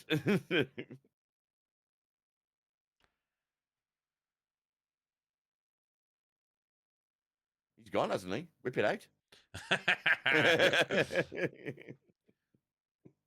This is like, I was thinking about it, it's like very Dawson's Creek, isn't it? Like putting a ladder up to the window, climbing through the window. You're like, can you imagine if I was sitting there? Or if when my wife was my girlfriend, she was just sitting there in a room and I climbed up for her window, I fucking like, I'd be called a pervert or like a sex pest or something. Like, just randomly climbing through the fucking bedroom window. Just knock the door like a normal person. Right. It's such and such in.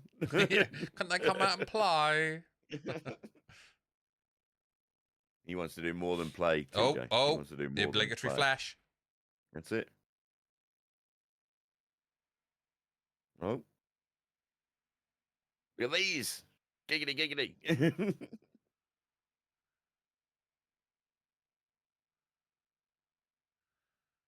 She is a bit of a tease. That's what he said. My hand had darted out like you would not believe at that point. Woodsboro High School. Oh, yeah, there she is. There she is in the lovely lime suit. It's a choice. It's a choice. Oh, what is his name? What's the cameraman's name? Oh, I can't remember. Oh. I want to say Jeff. No, Jeff or Dave. Jeff or Dave. Innit? Oh, what's his name? Well, you were getting it on last night, Sydney. A young lady was being butchered. I'm going to stick you like a pig. What was her name? Casey Becker? Casey Becker? Was it Casey? Was her name Casey? There you are, Gail Weathers. Top story, Gail Weathers. Yeah.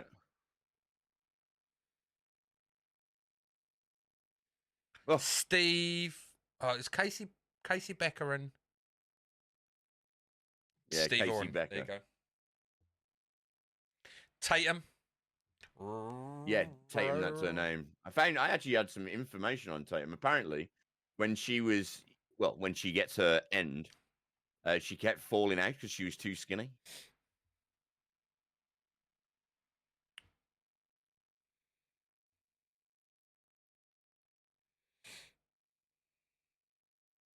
Well, I'll tell you more about that when we see it.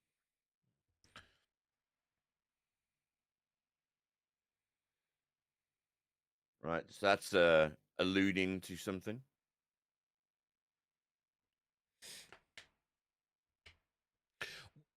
Yeah, going just quickly on the Tatum thing. The most ludicrous thing I've ever seen. Yes. Like, yes, to even think you could make it. Hey, it's the Fonz. Hey, Mr. Henry Winkler. In a minute, make some tunes play. And here he is, Henry Deputy Winkler. Dewey. Oh, sorry, Deputy Riley. He's porn star Tash. He keeps for as long as he can. Keeps that Tash. Yeah. Old Dave Arquette. Why are you touching her? Creepy principal. That is creepy. Does it touch her face? That wouldn't be allowed nowadays. You'd be that's mate. it, up in front of someone for that. One, the entire school had taken a week off for grieving. So they wouldn't be in school today.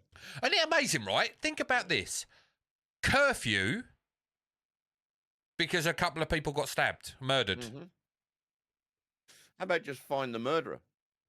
Well, I'm just gonna say this now. I figured out who it was from this scene. Did you? Yeah. Listen to the words that are said. Yeah.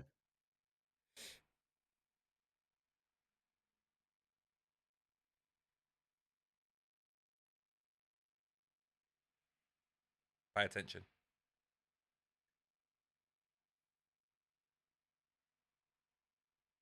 Like, when I heard what him say that, I was like, That's not knows a bit something you much. would say. Yeah. Like, and it was like it implanted in my head that yeah.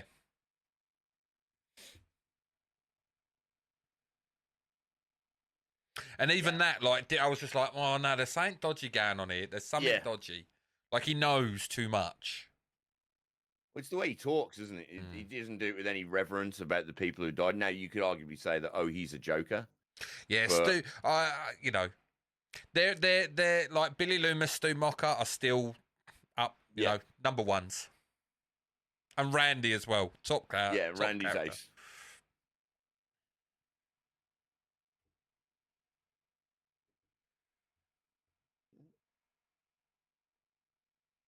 You're eating grapes. Get over it. In front of the fountain.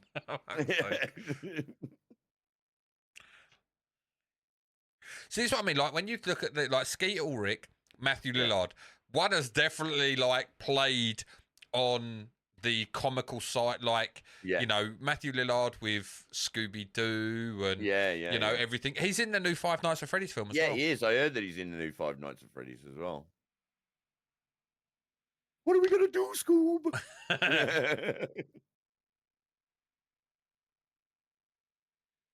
Just look at the fucking size of the house. I know. Mine and your house could be amalgamated together and would still be space. Yep.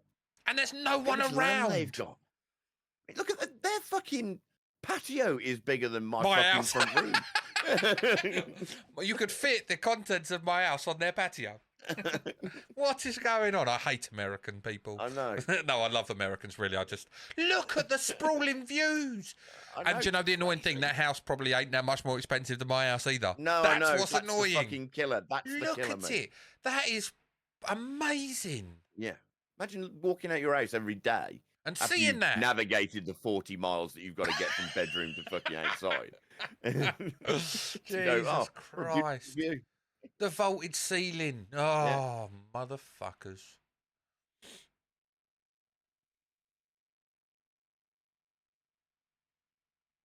They've got a cupboard for coats. Yes. What? I don't have that. I couldn't waste a cupboard in just this for coats. Look at the old school telephone on the wall. Yeah, I thought that. That's I was like, wicked. No, that's an old school telephone. I wonder if it works. That'd be wicked.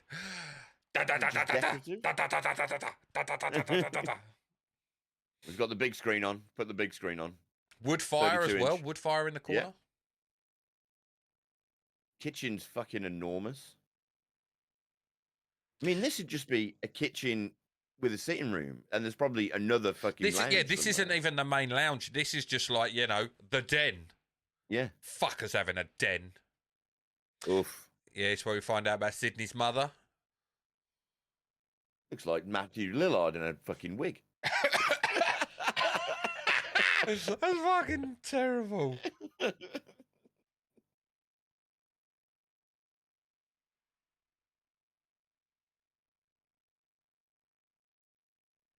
What are you going to see out there? You haven't got binoculars. You ain't seeing much out that front door. Just fucking more fields, love. Yeah. Analog clock.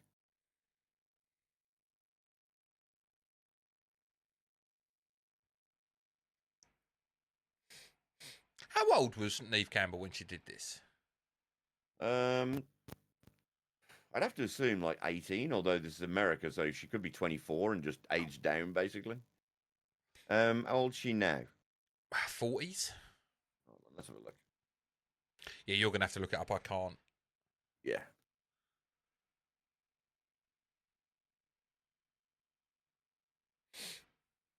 Oh, she's had a nap. She's just woken up. It's dark outside.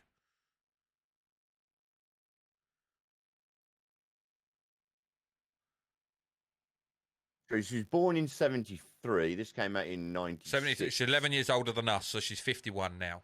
Yeah. Or will be 51. So... Damn, she looks good for 51. She does look good. Did you say 73, yeah? I'm 84, so yeah, 11, she's born. 11 years older. So she'd have been... What? 23. 23, yeah. Not. Which makes sense, because like, that's when they usually do it. So, yeah, she's playing an 18-year-old...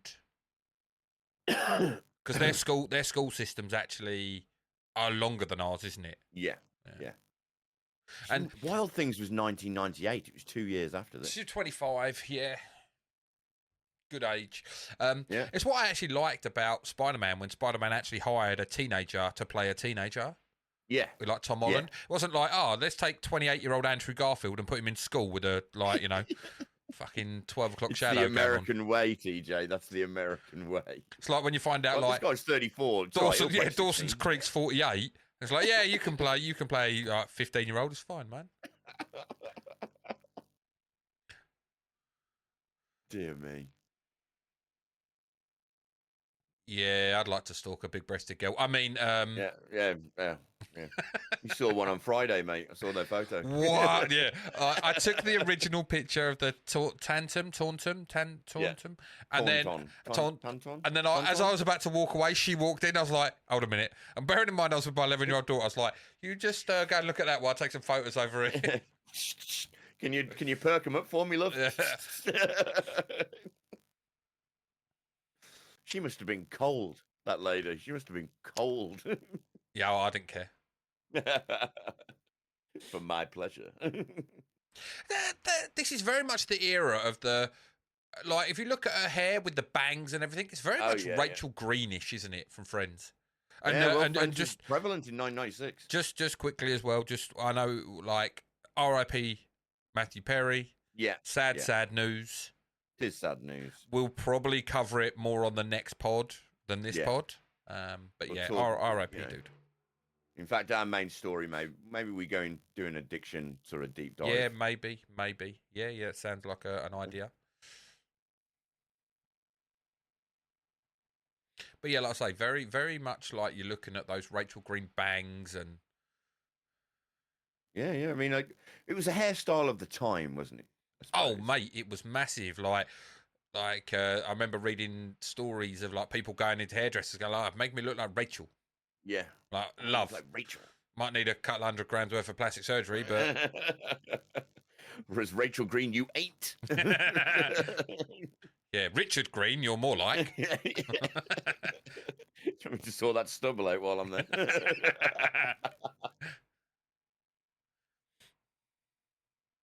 Could you imagine? She's all laughing and giving it. If he turned around and was like, you were picking your nose, love. We're like, oh my God. Oh. Well, that went from 0 to 100 pretty quick. Yeah.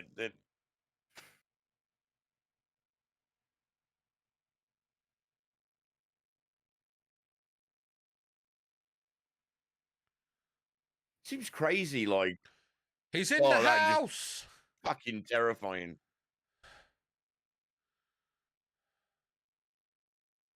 Mobile phones must have just come in as well when this happened. How old was I when I got my first? Mobile phones were around in the 80s, but like they weren't readily available. Hello? Yeah, hello? Battery pack attached to it. I'm thinking Gordon Gecko. Yeah. Like the Gordon Gecko phone, Wolf of Wall Street.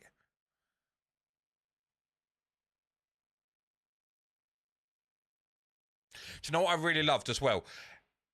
With this scene in particular, is how they sold the door early.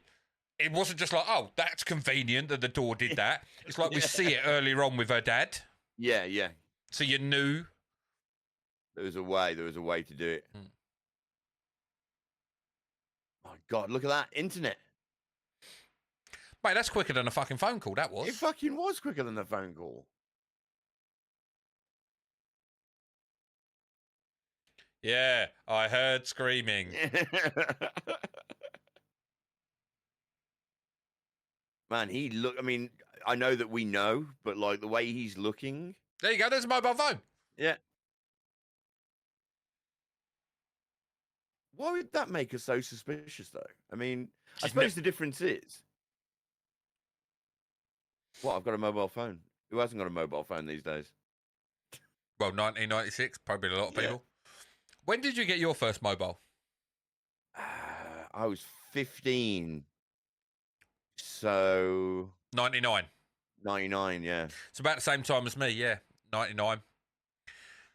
I was What was your 15 first or phone? 16. Did you have a Oh, Nokia? mate, no, I didn't have a Nokia. I went like, I can't even remember the make of it. It might have been a Motorola, but it had a flip. It had a flippy bit at the front. Okay. So I was always like the old flip, like, you know, like, look, I'm super fucking cool. Everyone else had like the amazing 3210 that was like fucking before its time. Yeah. And I was like, no, The no, most no. indestructible phone in the world. I'm going to get this phone because it looks cool because I can just go flick. Yeah. It didn't end the call. The flick was just there as like to cover the buttons. I'd still have to go, oh, hang on. I'll end the call. I definitely didn't look as cool as I thought I did. I had the Samsung C32, I think, was the phone. And I remember having it simply because it was the first phone where you could make your own ringtones. And I told myself that I was going to make my own ringtones and then didn't. Did you ever buy, like, do you remember, like, with the Nokias and stuff, you get those codes at the back of magazines, phone this number, input this code, and you get the no fear eyes, or you get something, you're like, or you get some really shitty ringtone, like, pay £3. Simpsons. Full 8-bit quality. Yeah, that's it. Absolutely brilliant. Man, they must have been so Hang on, this is where we find out his name. Lenny. Oh, yes. I'm going with Lenny. Well, it's not. We know it's not Jesus. We're told it's not Jesus. In saying that, actually, Tatum's quite like pale in this as well. Actually, maybe it was just the makeup of teen. Maybe it's to show that they're younger than what. No, they're it's not meant Lenny. to be. Maybe Jimmy. What's his name? Come on, Kenny. I knew it was like ended in a Y. Like yeah. Kenny.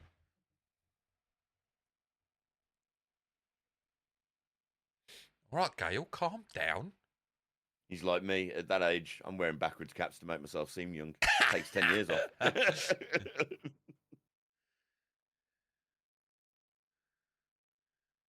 I like David Arquette. The life of David Arquette is amazingly wild. When in fact he went into wrestling and everything and all that. It's fantastic.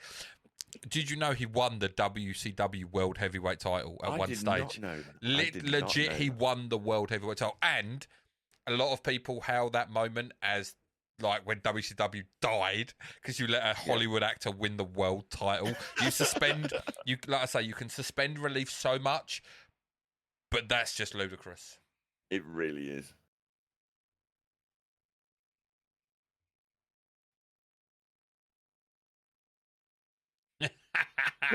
I love that. Just patronising. Oh yeah, we know what we're fucking doing. We're police, you douche.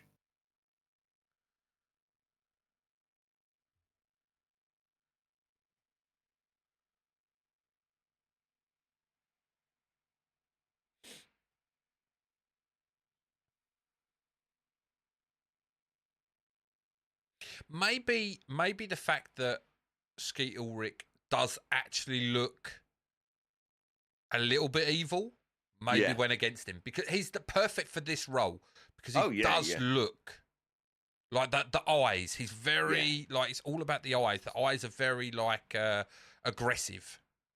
He's got the slick back even hair, there, look the stare, like yeah. you'd be like, oh, why the fuck are you staring at me, dude? That's kind of freaky.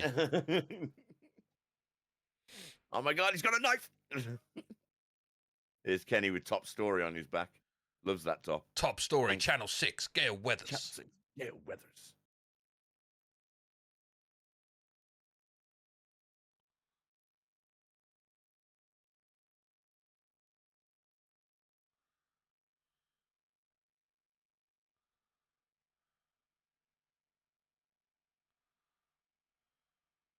Does a part of him think that like the game's up at that point? He's like, "Fuck." Because they're that's the one thing that I liked about this is they were always smart enough to be one step ahead. Yeah. Because of the plan, what unfolds in the film when you find out, like with Sydney's dad and everything, they plan it so well that until the final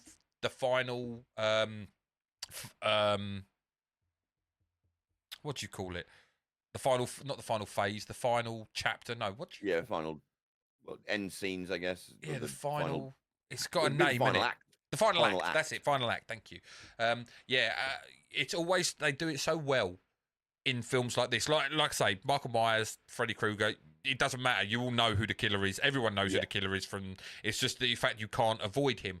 Whereas in these kind of films, they do such a good job of like disguising the killer until the end. Yeah. I say it's what's always fun about these films is trying to work out who the killer is. There's always a twist. The twist once you know the formula, the twist becomes a little bit more obvious and it's easier to figure out. I enjoyed Scream 6 for the twist, to be honest. I enjoyed Scream 6's twist.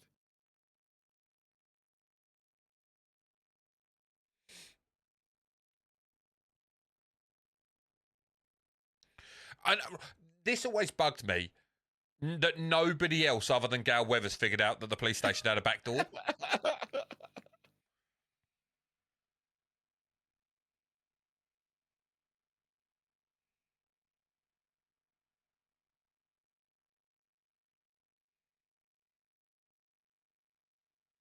Bam! Oh, bam! In the words of Tatum, bam! Bitch goes down. Bam! What you gonna do now, bitch?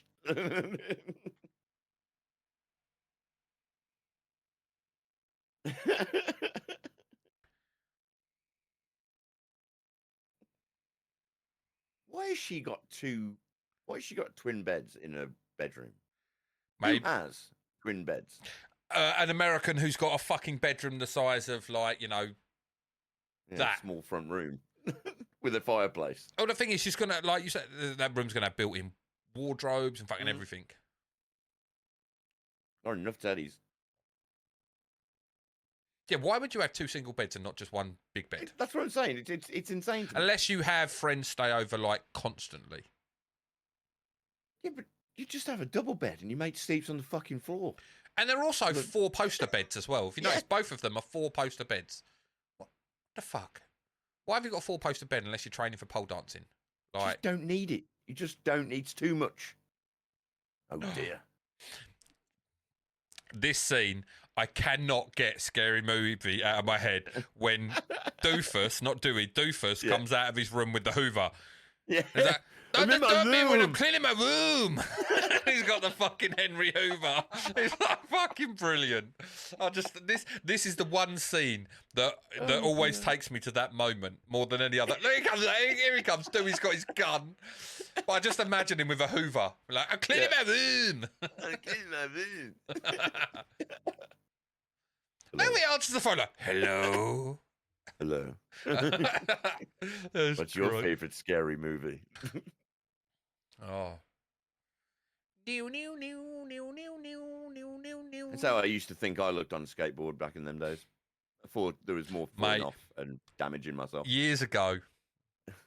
Oh, Cotton Weary, Liev Schreiber, great character, great actor as well. Great actor. I tried to get in on a skateboard. Must have been about 10 years ago now. Right. My neighbour was like a bit of a skateboarder and whatnot, and he tried to get himself back into it. And he bought a skate, and I fucked about outside the front of the house, and I fell on my fucking face. I was like, yeah, this ain't for me. No, I can't do this. I don't have the frame for it. No, I don't have the coordination. I remember just skating and then trying to pop a ollie, as the kids say. That's right. Well, I used to go snowboarding. Like I went a handful of times back when I was like 16 and that, up till early 20s, and I took the wife as well once. And I don't know if you've heard the story about my wife and the chairlift.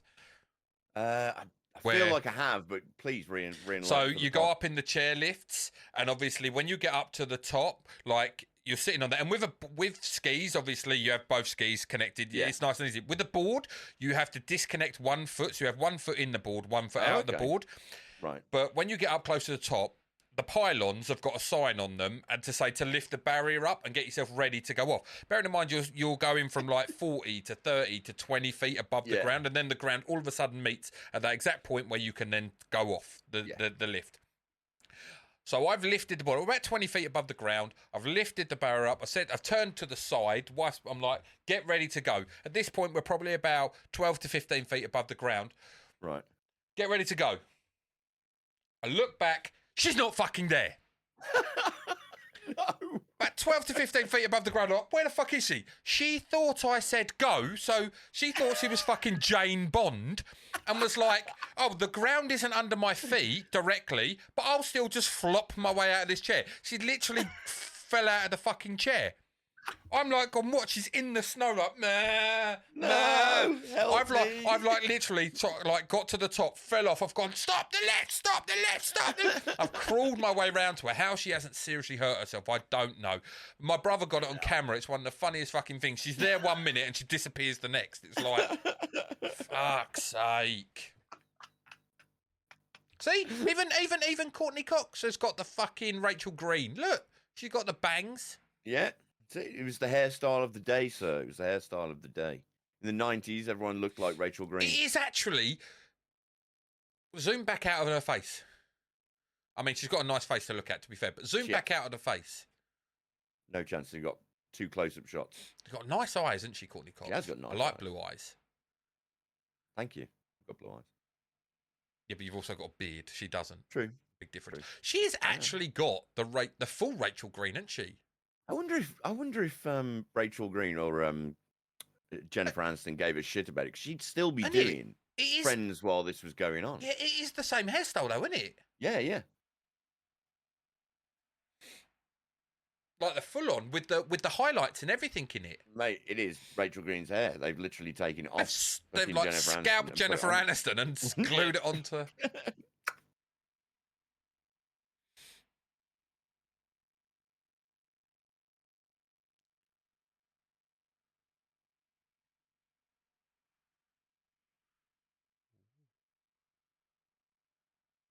Oh dear. You know, it's like Kenny realises she's just a cold bitch. He doesn't. She doesn't care about actually getting a man off. She just cares about the ratings.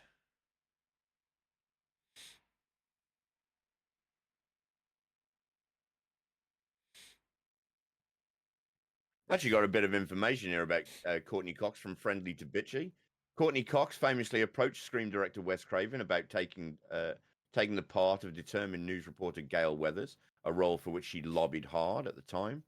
Cox had been playing kind-hearted Monica Geller on the cheerful, beloved NBC sitcom Friends, but she was eager to break out into an edgier role and prove she could portray characters who weren't always so nice. She says, I wrote a letter to Wes. I think I will always be known as so sweet. And I said, I can really be a bitch. Apparently, Courtney Cox said. So she did this role just to prove that she could be horrible. It's her iconic role, apart from Monica Geller. Like she has 2 roles in her career that that you associate with her, isn't it? It's Monica Geller. Yeah. And it's Gail Gail Weathers. Such a shit name, Gail Weathers. It's like, if that isn't your stage name, then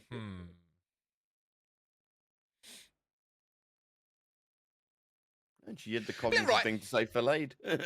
She's talking about nearly getting stabbed up, and he's still like, you haven't let me bone you yet, love.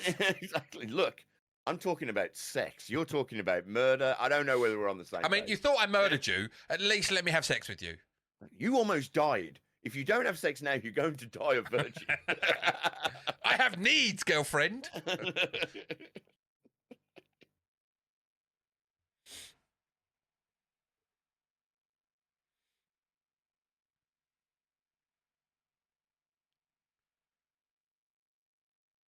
Oh. Well, that didn't work out well for you, did it?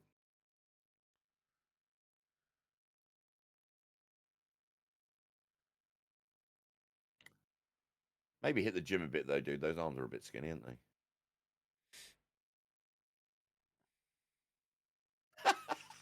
Henry Winkler playing.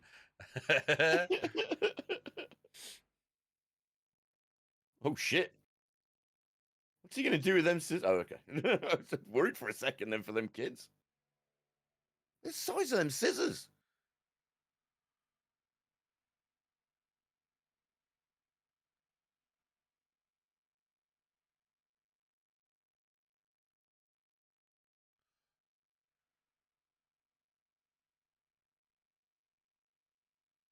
I like Evil Henry Winkler. This reminds me, actually, like there is another scene here which Wes Craven loves putting little Easter eggs in his films, and you're going to see another one coming up shortly as well. That's brilliant. Well, you know that I'm a big Kevin Smith fan. You can actually see a copy of Clerks in this film. Oh, really? Yeah, it's one of the Easter eggs. Because later on in Scream 3, you see Jay and Silent Bob on the set, and they talk to Gail Weathers. Yes, and then in Jay and Silent Bob, it's not Strike. Is it Strike Back? That's the film, Jay and Silent Bob Strike Back, when you see that, then they go onto the American set and they're filming Scream. Oh, really? Yeah. So I've never seen Jay and Silent Bob Strike Back. It's very funny. It's very dated. A lot of people would be angry about the jokes that are in there now. Yeah, but isn't that the case with almost anything? Yeah. Like we've moved 100%. Into a completely different culture.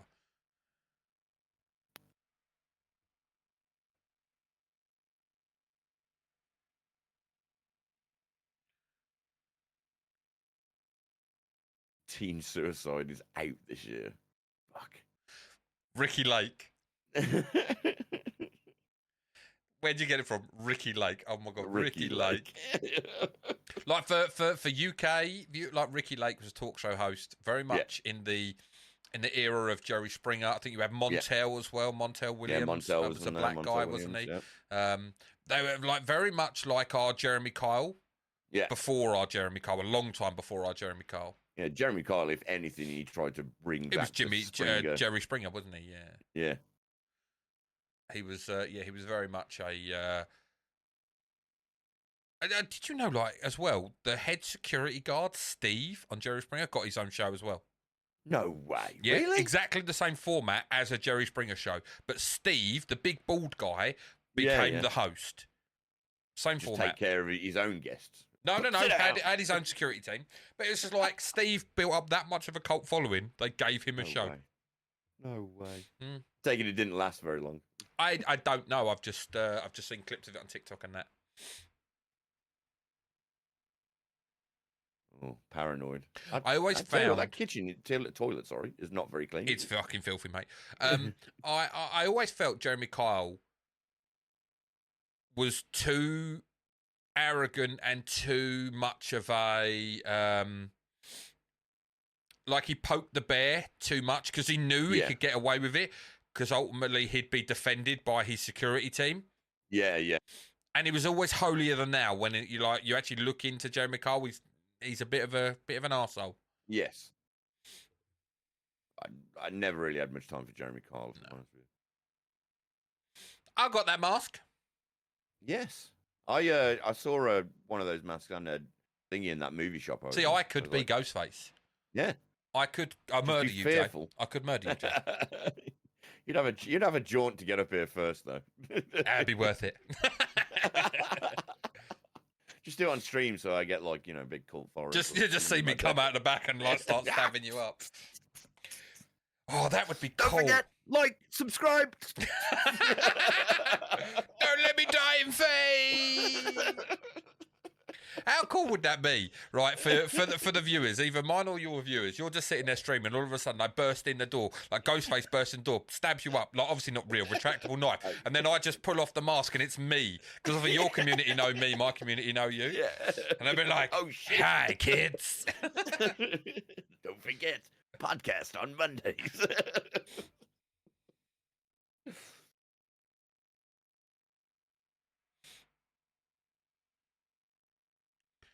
That'd be my reaction as well. Like, yes, no school.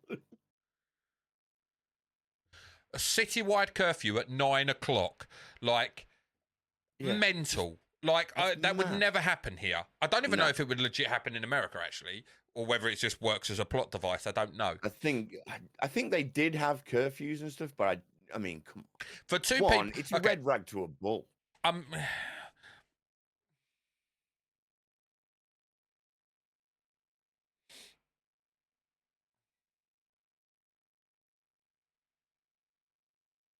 He's been watching a lot of Queen with that Tash. I was 24 for a whole year. He's so simple. So simple. But lovable. Absolutely Yes, lovable. he is lovable. He was one of the saddest deaths that I saw in the later films. He's one of the saddest Well, deaths. because mate. he's been through so much. Like, the guy is literally like Deadpool. Just cannot fucking die. He gets stabbed up. It's like when they stabbed him up again in, what was it, 3? And so it was, don't worry, they just hit old scar tissue. You're like, fuck off! Shut up! It's like, no! Because doesn't he say in the one where he gets killed, he's been stabbed like 8 or 9 times or something ridiculous? Fuck's sake.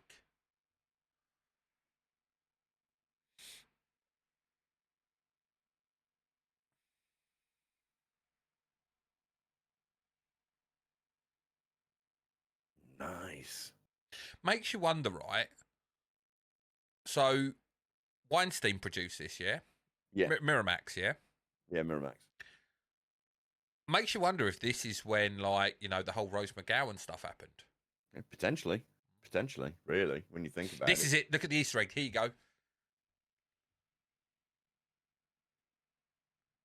Wait, oh no, when he goes back outside in a minute.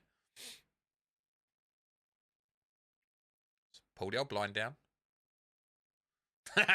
Scares himself in the mirror. That's fucking great. His hairstyle was never fucking changed. No. How the fuck did they get away from that door so quick? Mate, magic. Fucking magic.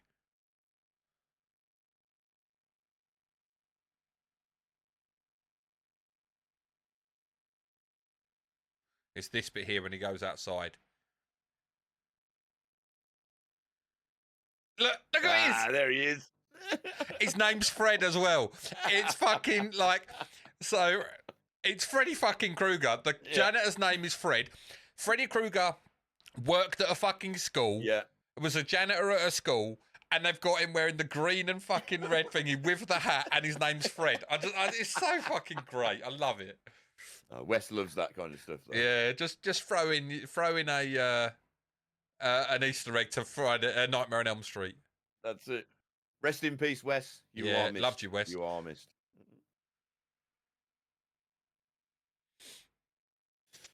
I don't think you'll ever. I mean, James Wan is probably the closest you get to sort of a good horror director now, and even he's sort of gone into the Aquaman.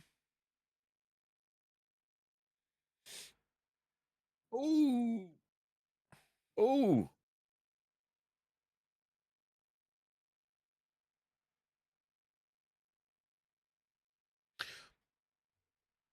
I never really got Killing the Principal. I suppose it's just killing him for because he's an arsehole. Yeah. The bloodlust. You didn't like the principle. Well, you know. Like, Well, because it's sort by of like a everything kid else is dream, by I guess. design, isn't it? To work its way towards Sydney. But when I Well, first to watched set this the film, thing up, yeah. I was like, I never understood it. Obviously, it works it out later on, but I never really understood it to begin with. It's a rumor.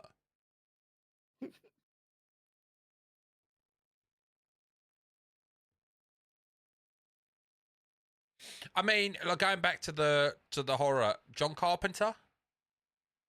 Oh, he's still going, isn't he? I forget that John Carpenter's still going. I would.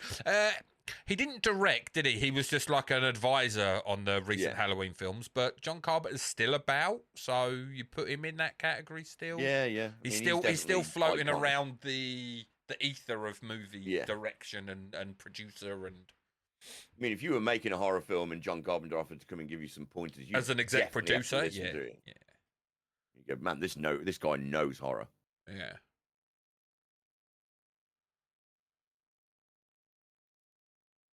Let's boogie. Very much. It's crazy how he still does things in the daytime as well. Ghostface. The thing is, it's such an easy costume. Like, think about this: like, mask off, you can derobe in 5 seconds. It's not like Myers, who like you've got to take off a boiler suit. No, like, exactly. You know, like the Ghostface costume is so easy to take off. Yeah.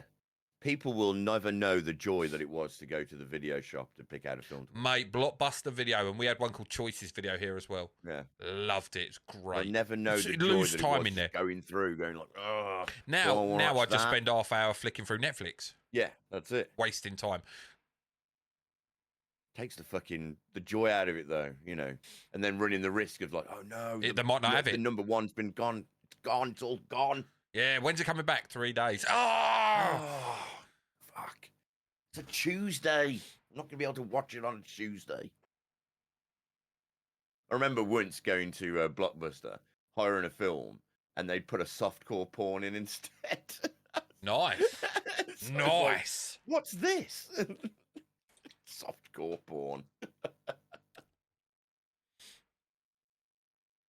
I was gutted because I actually wanted to watch the film that I'd fucking wanted to watch. Not some fucking vampire softcore. I was like, well, I mean, I'll watch this, obviously, for about 5 minutes and then feel disgusted with myself. And then I actually want to watch the film I wanted to watch. He's such a great actor in the moment. Like, to play this goofy role, it's quality. That's why he was a really good choice for Shaggy. What's going on, Scoob? And this as well, what he's saying here, like, when you know the outcome of the movie, you just realise, like, how hard they sold it. Yeah. They sold the thought of, like, the dad.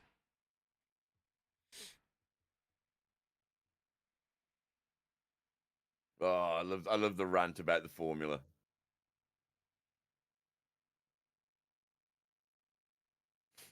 It's quality. Oh, hello, Stu. See, look, just evil. Evil. Yeah.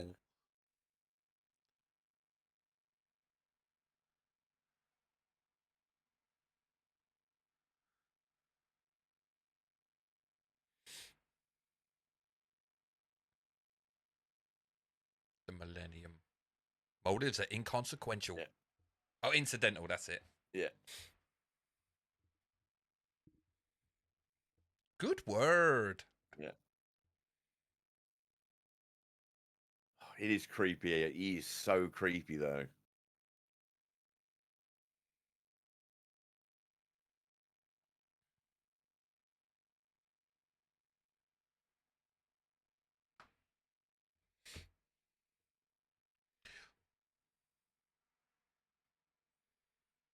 They sell this thing, don't they? Like, oh no, everyone's got to be get gone now.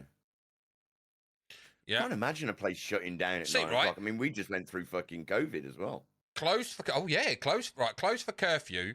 You know what you were saying about Halloween? Yeah. Curfew is 9 p.m. This can't be around Halloween because it's too light. Way too bright. Yeah. Way too bright.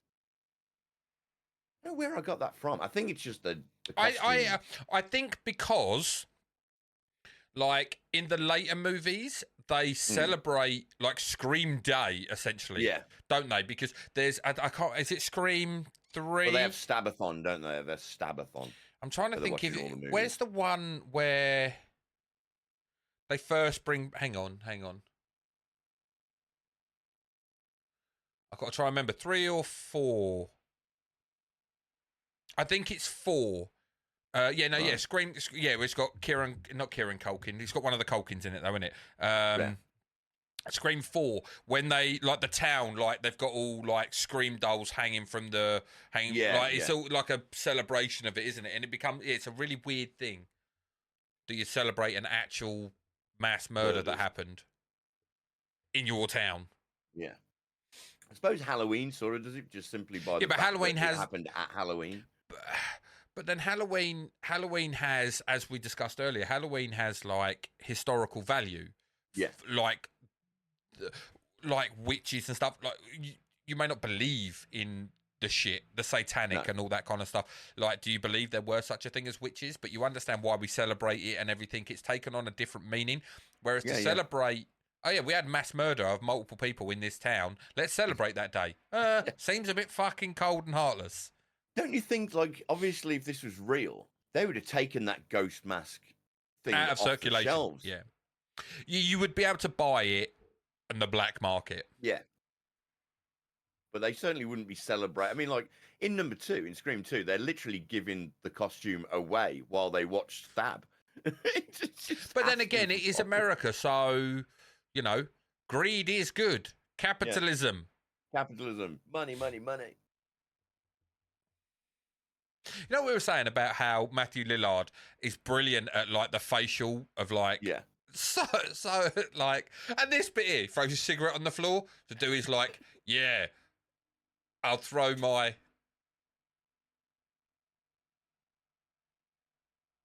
He throws his ice cream on the floor, doesn't he? Just litters. Waste. Oh, I thought he threw it on the floor. I always thought he threw his ice cream on the floor. Who throws away a good ice cream? I mean, it was strawberry, so I would have thrown it away.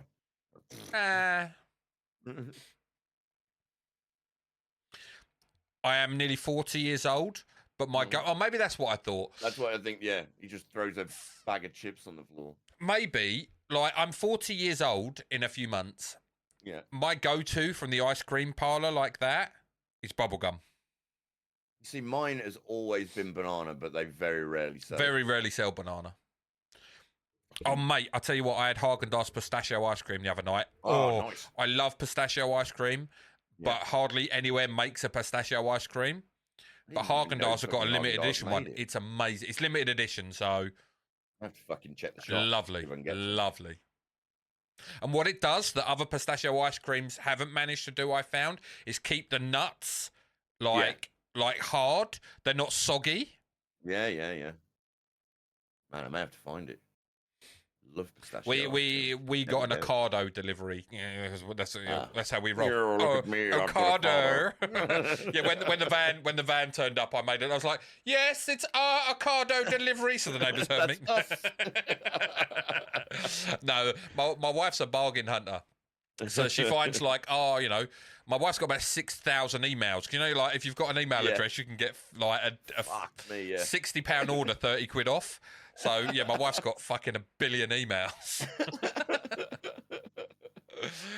I'll take all the discounts. I tell you, my wife's dream is to live in America so she can collect coupons. I tell you. Oh, mate. I loved coupons when I was in America. When you get to Florida, you get like a little book, and it's just loads and loads of coupons. So you're sitting there going, right, we can go here, and we can go here. Ooh, this one's got £10 off. Ooh. Okay, what about this? Oh, this is nice. That's the other thing about America. Like, you look at the coupon culture. They've all got their own fucking corner shop in their garage, haven't they? Yeah. They've all got 20,000 toilet rolls, 600 bags of fucking pasta. It's like, what the fuck? Like, if there's an earthquake, don't worry, we're surviving. Exactly, we're all preppers. Yeah. Their basements always amaze me in America as well. You go into the basement, you're like, fuck me, there's a house down here. I'd love a basement. Yeah, I'd love a basement. Might stop getting told off by my wife for being loud. Breasticles. Oh, yes. Rose McGowan, I would. Do you know you don't see Jamie Lee Curtis's breasts until Trading Places? Nope. And what a fantastic vision they were. Jamie Curtis's fucking boobs. Good times. They were good times, sir. Love the smoking jacket. Or smoking dressing gown, I suppose is what it is. Come here, Dewey. He's so happy. I'm going to get laid. No need for the Hoover anymore.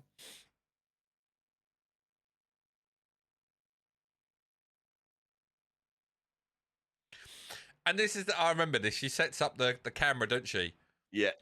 It's huge, and no one notices. It ain't like some little inconspicuous camera. It's quite large. Look at it. It's fucking massive. How the fuck does no one... When they put the tape in and press play, how do they not notice this fuck-off camera? Is this fucking VCR or is this fucking video recorder always been here? Whole fucking film crew behind. Hello. Yeah. Hello. It's got cold. It must be cold in there.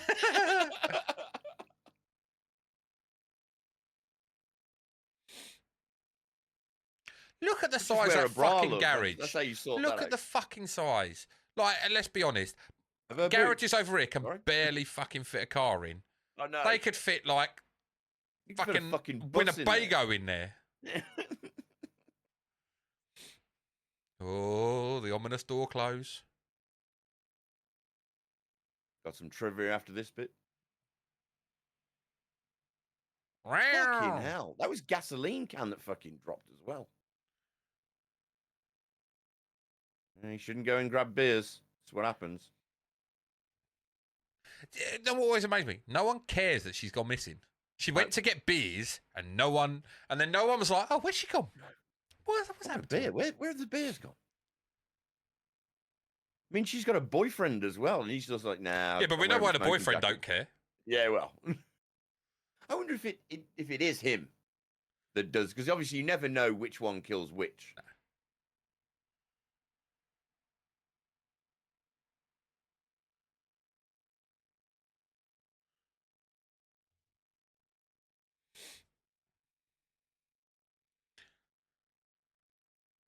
So you always think, don't you, that the costume is like pure black, but when you actually watch this film back, you realise it's got like a glitter effect to it.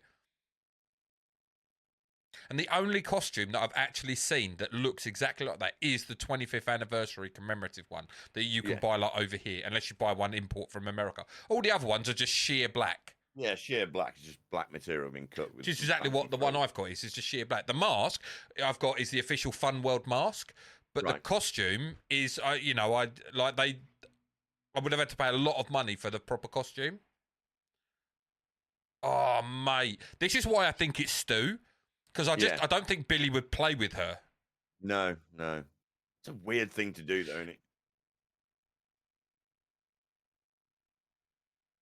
To murk your missus. I mean, we dream about it every now and then, but no one actually goes out and does it. Also, he's a clown. He's a clown. Yeah, I can imagine Billy being all business. So apparently, mate, your boobs are too big. Yeah. So apparently, because she's thin enough, she kept falling out of the door. McGowan did. So they had to nail my shirt into the wood, otherwise she'd flop out. What, here? She'd fall out. She fell out. I don't know. Would that lift her? That is where I would question it, because they're not very strong, are they? No. And I don't know if that would kill her either. I don't know if the mechanical door just crushing her a bit. Well, no, I don't know if the off. gearing or anything like would be powerful enough to. Do you know what I mean? Oh, and now Billy just turns up. Interesting, Billy.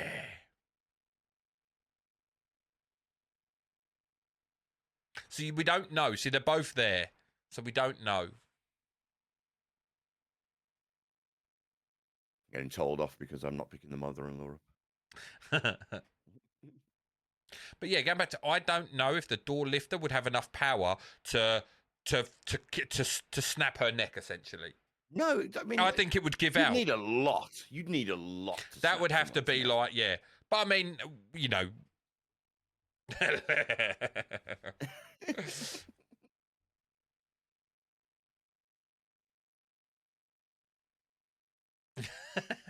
You see, it couldn't be Stu that did it, though, because how fast would he get in and out of the park? Well, I don't know, maybe. I don't know.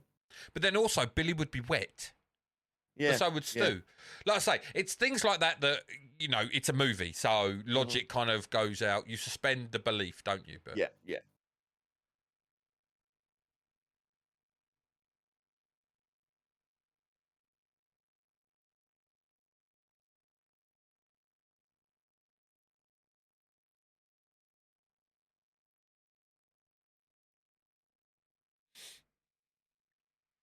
And that looks like an incredibly small bed. It does. It looks an incredibly expensive bed considering the headboard. Jesus Christ. The headboard is very lavish. Victorian. It's a lavish headboard. But see, this is the point here. Like Sydney believing in us, but that it can't possibly be Billy.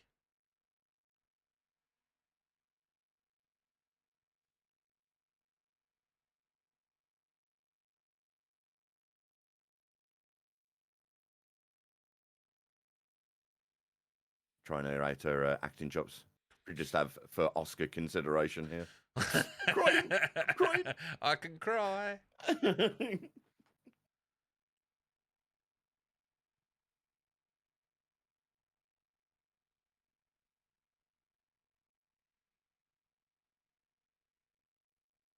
Oh, it's just weird they get it on, isn't it? Yes. They break the rule number 1. Yeah. Rule number 1, that's it. If you're a virgin, you can survive. If you're not. So technically, this film breaks the rules. Yeah.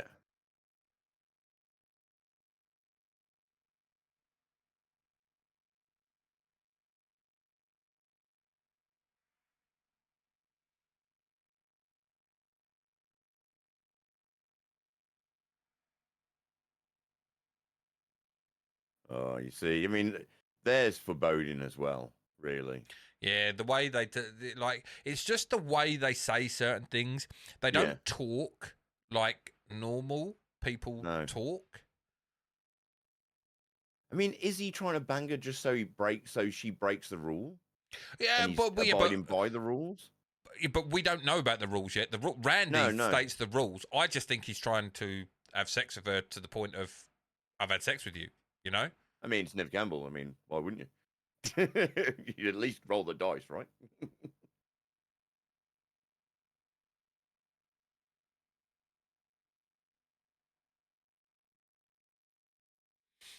What did she say? We got a good. Why can't this be? I can't remember what the first thing is, but it's, why can't this be like a good porno?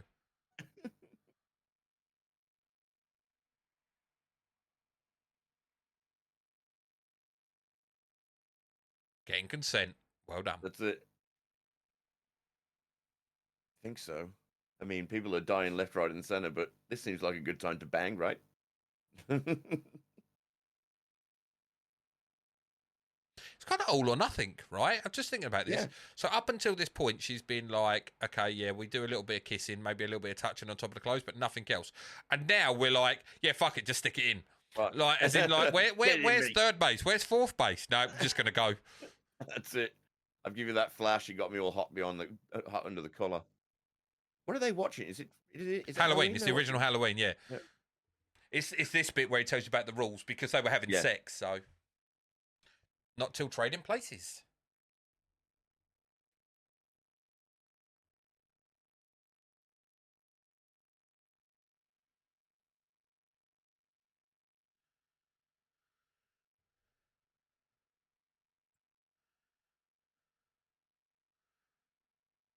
You don't know the rules. Kids. This is iconic. This moment. Though. Yeah.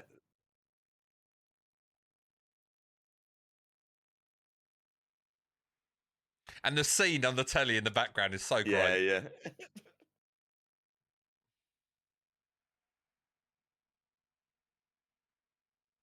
Look at that tongue.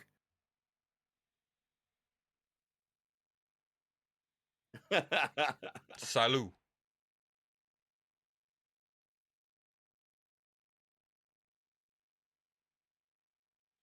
I'll be right back.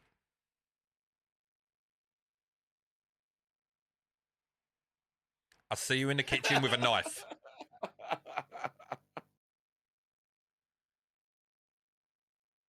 See?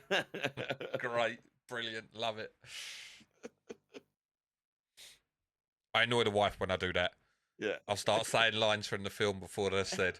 For God's sake, if I wanted to watch you, I'd watch you.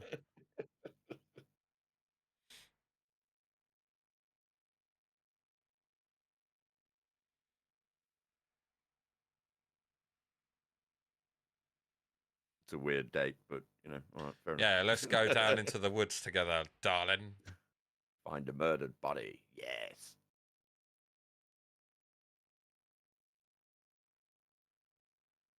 He's getting cheese doodly fingers everywhere. Knickknacks.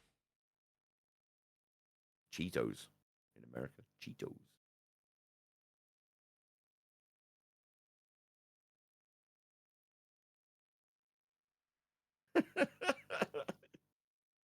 Yeah, what if he turns out to be the killer? You donut. That'd been a great twist if fucking he turned out to be a killer in one of them. That's brilliant. Do you know what that consolation is? No. Oh, what is it? I don't know. I was asking if you knew. I was asking the question. Who's a geezer just sitting on the porch? Yeah, I just randomly sitting by myself. He's had too much beer, mate. He's had too much beer. I've done it many times. She does not look like she's enjoying this. She does not look like she's enjoying this. No. It's dry humping. I mean, who does enjoy it? This is uncomfortable, Billy. Maybe we should whap your noodle out.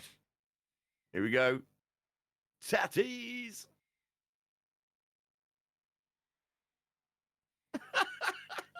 That is such a fucking. Do you reckon she's had a boob job? I don't think so. They definitely look bigger in Twisted Metal. Could just be age, dude. You know, put on a couple of pounds. Oh, it's when they find out about the principal. Yeah. He's hanging from the goalpost, isn't he? Yeah.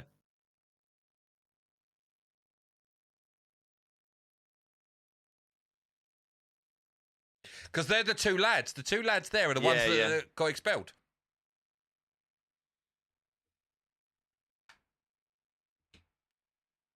You don't care. He's like, fuck it, I'm getting drunk watching movies, eating popcorn. I don't give a fuck.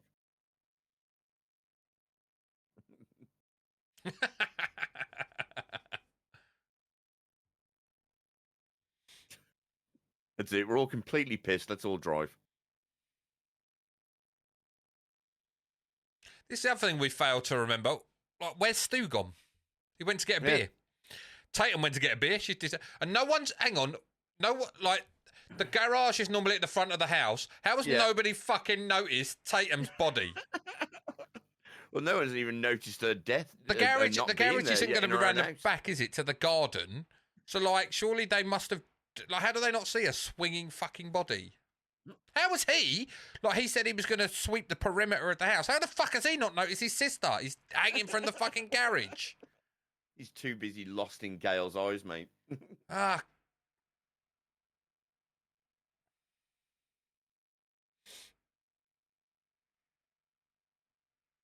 Yeah. Right, Gail Weathers, yeah. Definitely sounds like you're a meteorologist. Here come the cars. Oh, shit. Like, they left that well too late to jump out of the fucking way. Mate, he was basically fucking brown bread then. Hello. Giggity, giggity, giggity. That's it. There's murders going on, but no, it's probably better you get your rocks off. Not on duty. Mama's cleaned my room.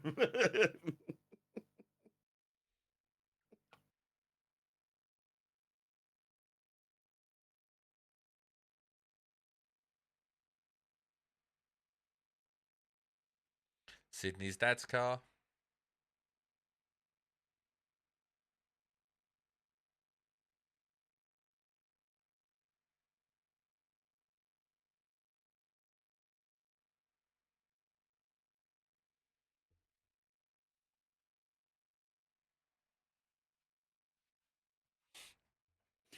Well, you know, I expected more than 3 pumps and then a skirt, but, you know. He's a one-pump chump.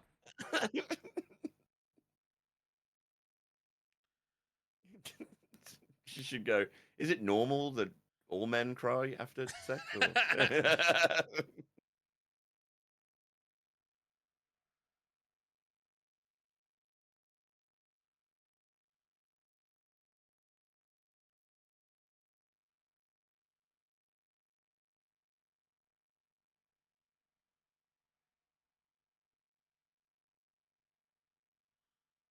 Oh.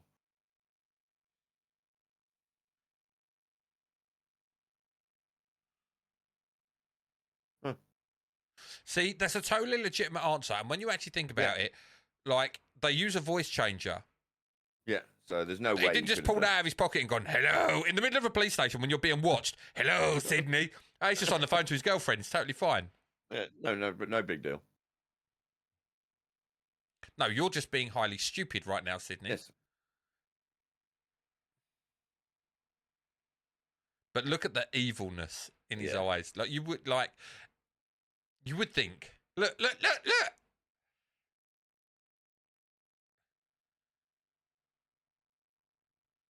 Well, maybe not look at me like a serial killer. See, right? She says, "Oh my God." She legit thinks it's him because she's looking at him, because you see her eyes divert. She's not saying, "Oh my God," because he walked in.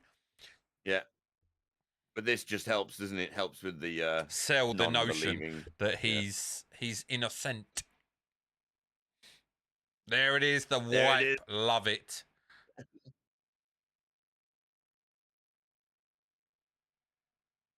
Has every door got a lock in America? So this is where we know that is Stu.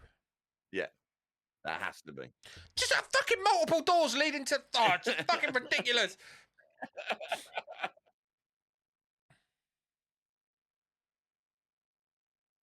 And why is there a random doll? Do you see that doll? Look at it in the corner. Just like, fucking freaky. Of course, in America, mate, they've just got a junk room. It's fucking the size of a fucking a house. junk mansion. The size of that fucking room is humongous.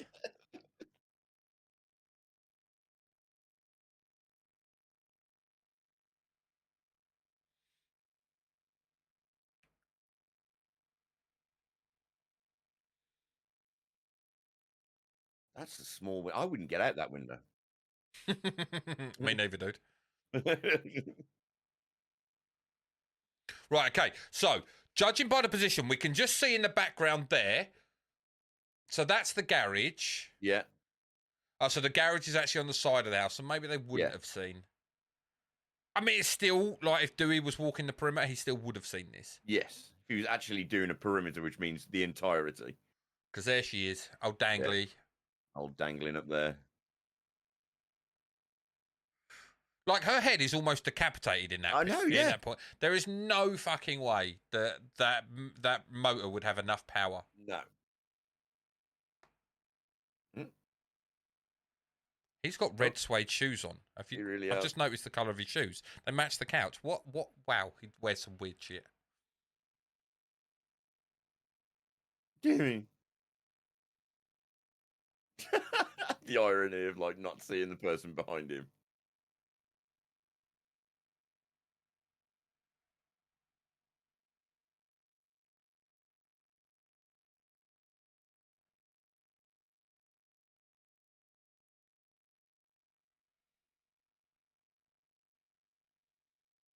Like, you'd have thought they own a mansion. They could afford, like, a better fence. Yeah, exactly. Fucking hell. Something that fucking Dave knocked up in his spare time.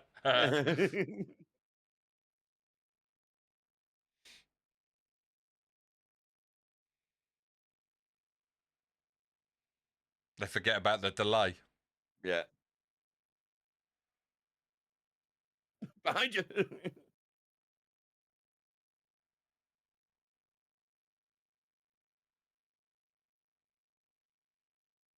Oh, sorry, Kenny.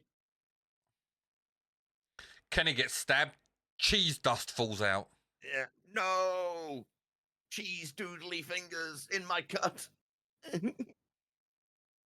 Oh, he got her. You got a little bit of shanky on you. Fucking that, man, good job she stayed. I ain't fitting through that, mate. I ain't even getting a leg through that. Why would you try and follow? Just go out the big opening in the side. God. You already got to go round a van. Not like you're running around a building.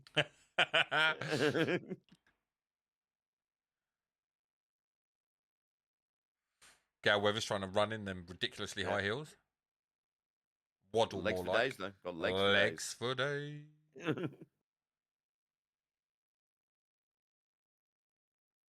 Here you go. I've got the gun. You take the flashlight. Everything's fine. It's fine. I mean, she's probably more lethal with that than he is with that. So he did not score high on the shooting range or the aptitude test. Yeah, or the aptitude test. Can you write your name? No. Okay. All right. No, it's all right. We'll give you a badge and a gun. We are America. Welcome to America. Here's your gun. You come through customs, they hand you an AK-47. There you go. There's your gun. Thank you. Thank you.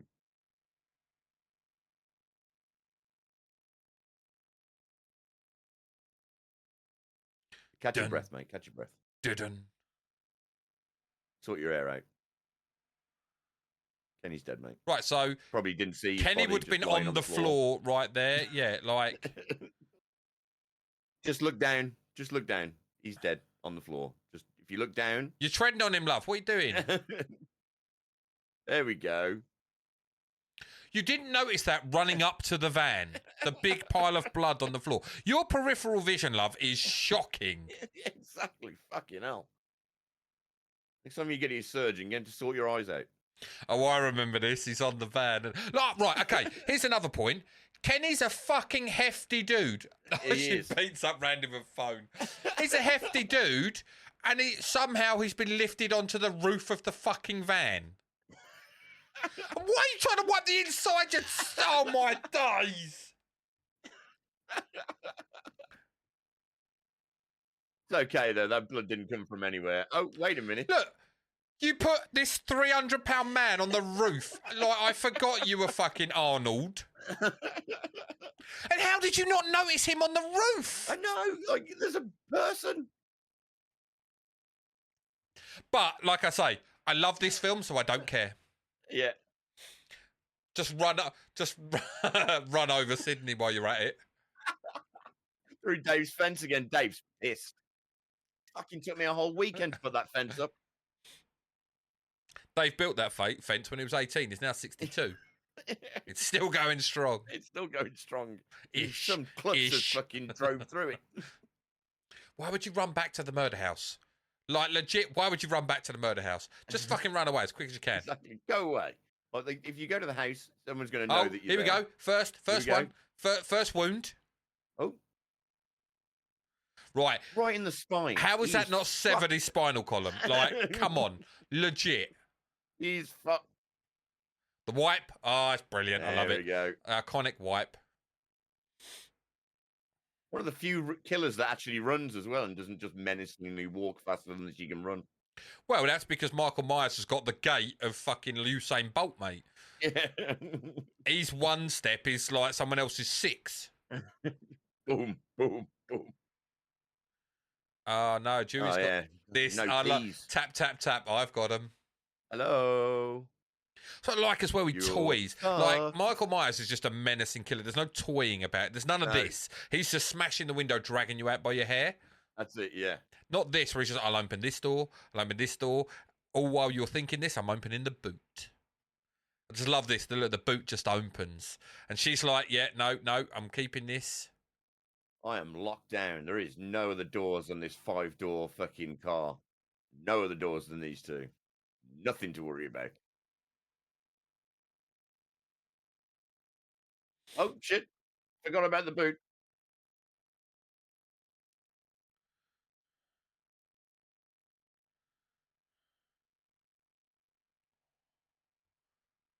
That's it. Back to the murder house. And he's gone. It's like a game of cat and mouse, which is so cool. That's the joy of it, isn't it? It's the joy of hunting your kill.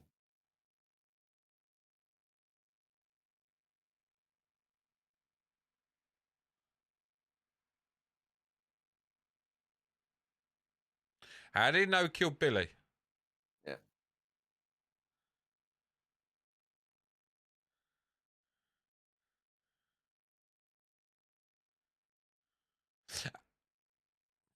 Fuck both of you.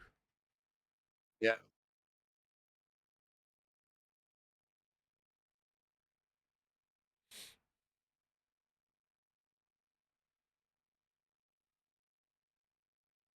Yes, go away. This front door being shut's probably going to protect me, apart from the garage is open and 14 of the other houses. I was going to say, like, all 11 other ground floor entrances are all wide open. And... God. Billy, the only one that's been stabbed 4 times and lived. Well, not true. Dewey. Well, Dewey he got stabbed once and lived. Yeah, but he survives fucking, like, slicing and dicing left, right, and centre. Give me the gun. Give me the gun. with a gun. I mean, literally, he's been stabbed up loads. There's so much fucking blood, and yeah, he's cool. Yeah. It's cool.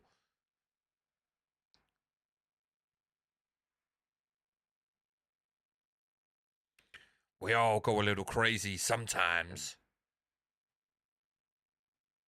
Crazy. Oh, mad, not crazy, mad. Yeah.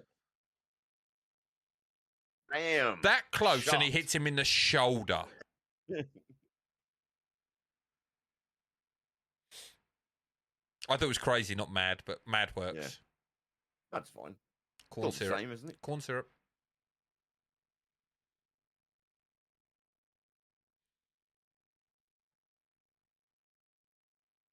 Surprise, Sydney. Surprise, Sydney.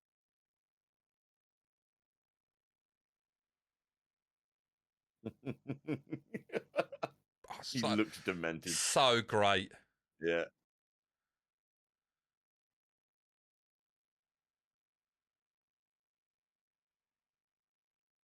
See, when you listen to them two through the voice changer, it's not the voice, is it? You know it's No. not the voice.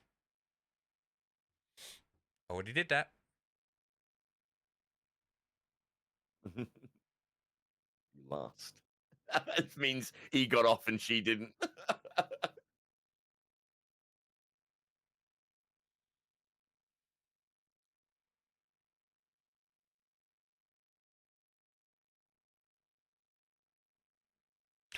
It's pretty homoerotic the way they're fucking. His all over eyes are each really other. quite far apart, aren't they, Matthew Yeah. Lillard? I've never noticed that before. They're escaping.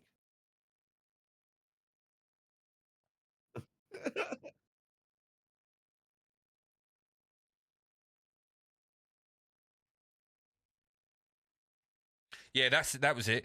Yeah, When they that's said right. they were yes. when you said about Casey Beck was their first murder. A year I earlier, forgot about Maureen that. Prescott. Yeah.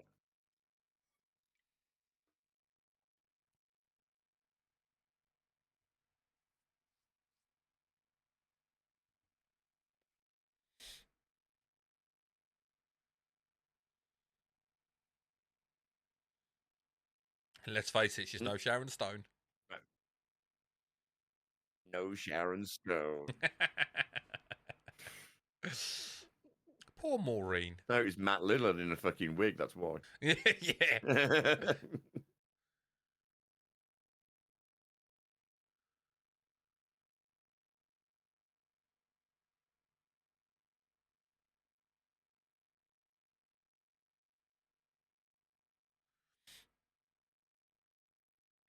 Oh no. Even Stu didn't know that. No. I love that even he didn't know. As if Yeah. like it's just like one day he comes and says, should we just kill some people? Yeah, fuck it. And now we actually know. Like there is actually like a reason behind it, other than the fact they're both fucking psychotic. Yeah. Like for Billy, there's reasons behind it. He wants to cause, so he kills Maureen, then he wants to cause Sydney so much pain and anguish. Yeah. Whereas Stu, it's just like, no, I just want to kill people. Yeah. I'm just a psycho. I don't Yeah. mean. It's a scream, baby. He's just so mental, isn't he? He's loving it.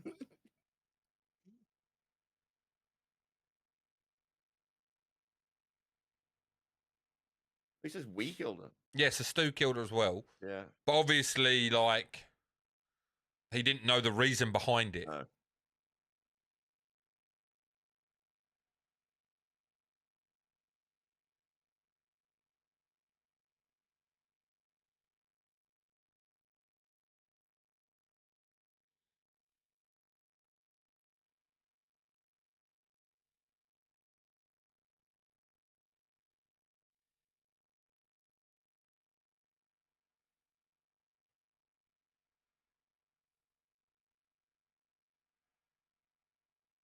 I thought that.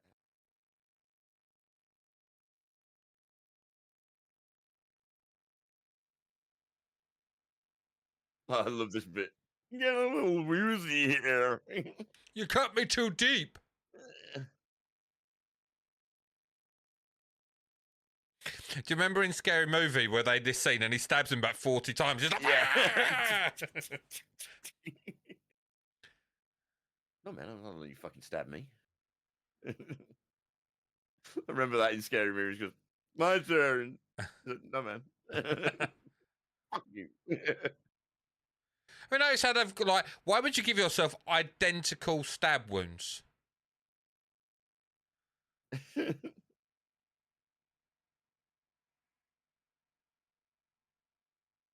Like, why wouldn't you, like, slice one in the arm or, Yeah. like, you've given yourself matching wounds? It just seems... In the shoulder.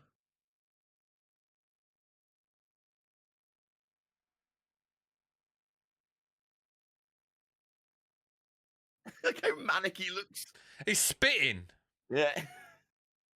Oh. Oh. Oh, no, he dug... Yeah. Oh.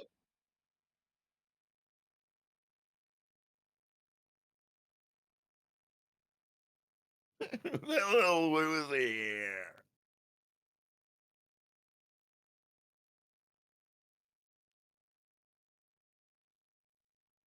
I mean, look at the, like, the blood. I know.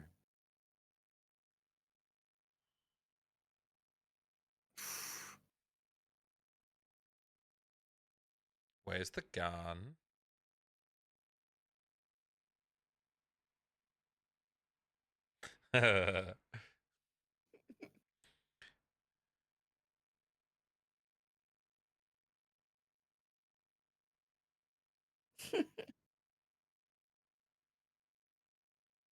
Oh, Gal, you look better. Hello, Gal.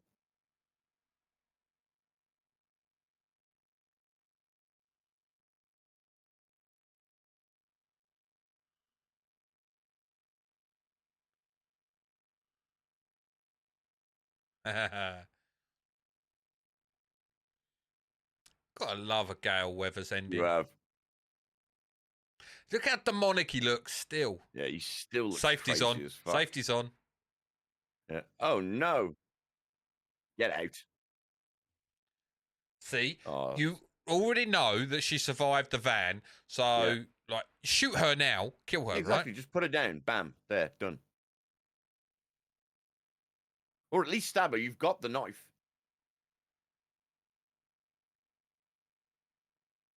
Oh, the neck crick.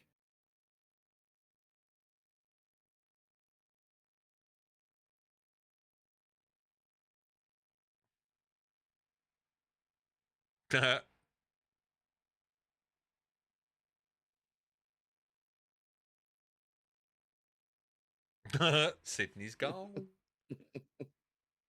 And her You dad. didn't tie her up, mate. She wasn't stabbed. She was perfectly fine. Had one dab to the shoulder. Just so I let the machine get it.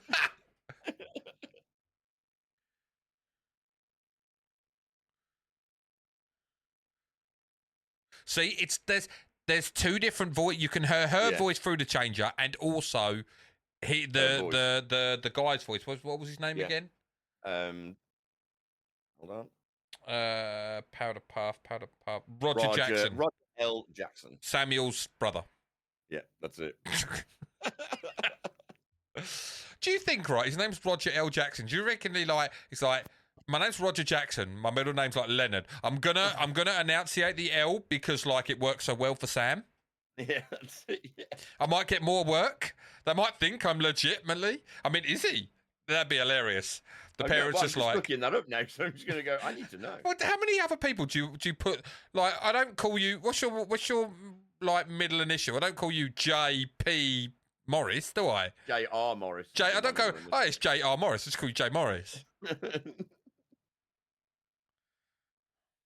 He is definitely not a relative of Sam. He's very, very, very white. Could be a multicultural family. It could be, but I'd like to think there'd be some kind of maroon in there. Fuck's sake. He looks like a chicken. What the fuck? Yeah. Right, I've got some feathers now. Everything's gravy. It's the TV. Bam! Oh, that penetrated Dressed up like deep. him as well. Oh, mate. Took the time to put the mask on. stab him up a couple of times That's it. with a fucking Not dead. umbrella. So, I mean, see how quickly it is to take off. Yeah. Didn't you know that I know Kung Fu? Show me.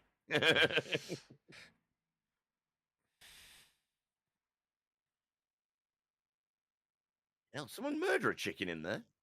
He stabbed up the cushions, The didn't pillow. Yeah. he?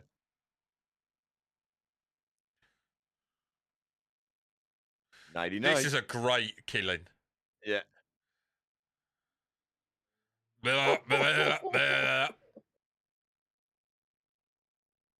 Taken straight from fucking Freddy 4. TV to the face. TV to the face. You stabbed him twice in the shoulder with a thing. There's no way he's dead. Are you like he's not mental? dead. Like you stabbed him twice in the shoulder with an umbrella. There's no way deep enough. No, he is perfectly See? fine. There we go. See?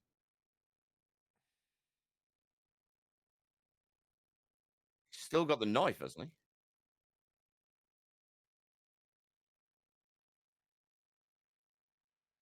he? Oof. Straight in the wound. I shook the safety off that How time. did the gun get all the way over by the front door?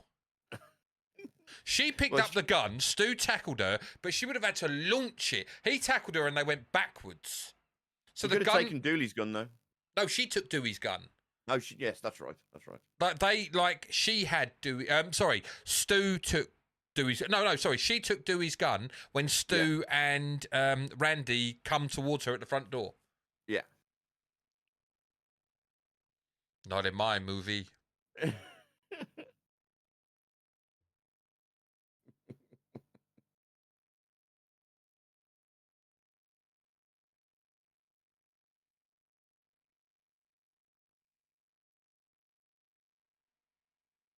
mean, you'd put one between his eyes as well, just to make sure.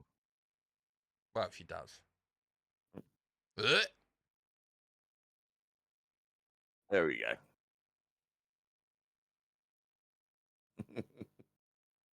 Well, I mean, kind of was in your movie, though.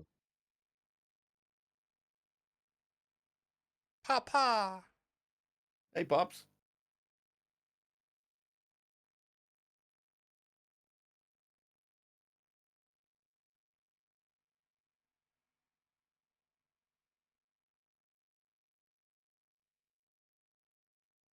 He's all right. Just a severed spine. He'll recover Dewey's still 2 weeks alive, off. yeah.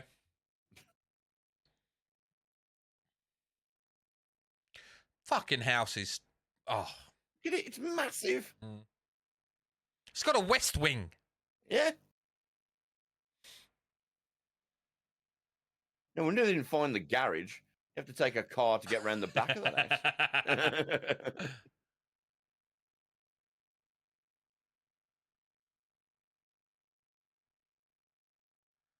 There we go.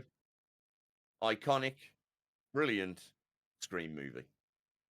Still got plot holes, but what film doesn't? But yeah, a lot of fun. yeah. A lot of fun to watch.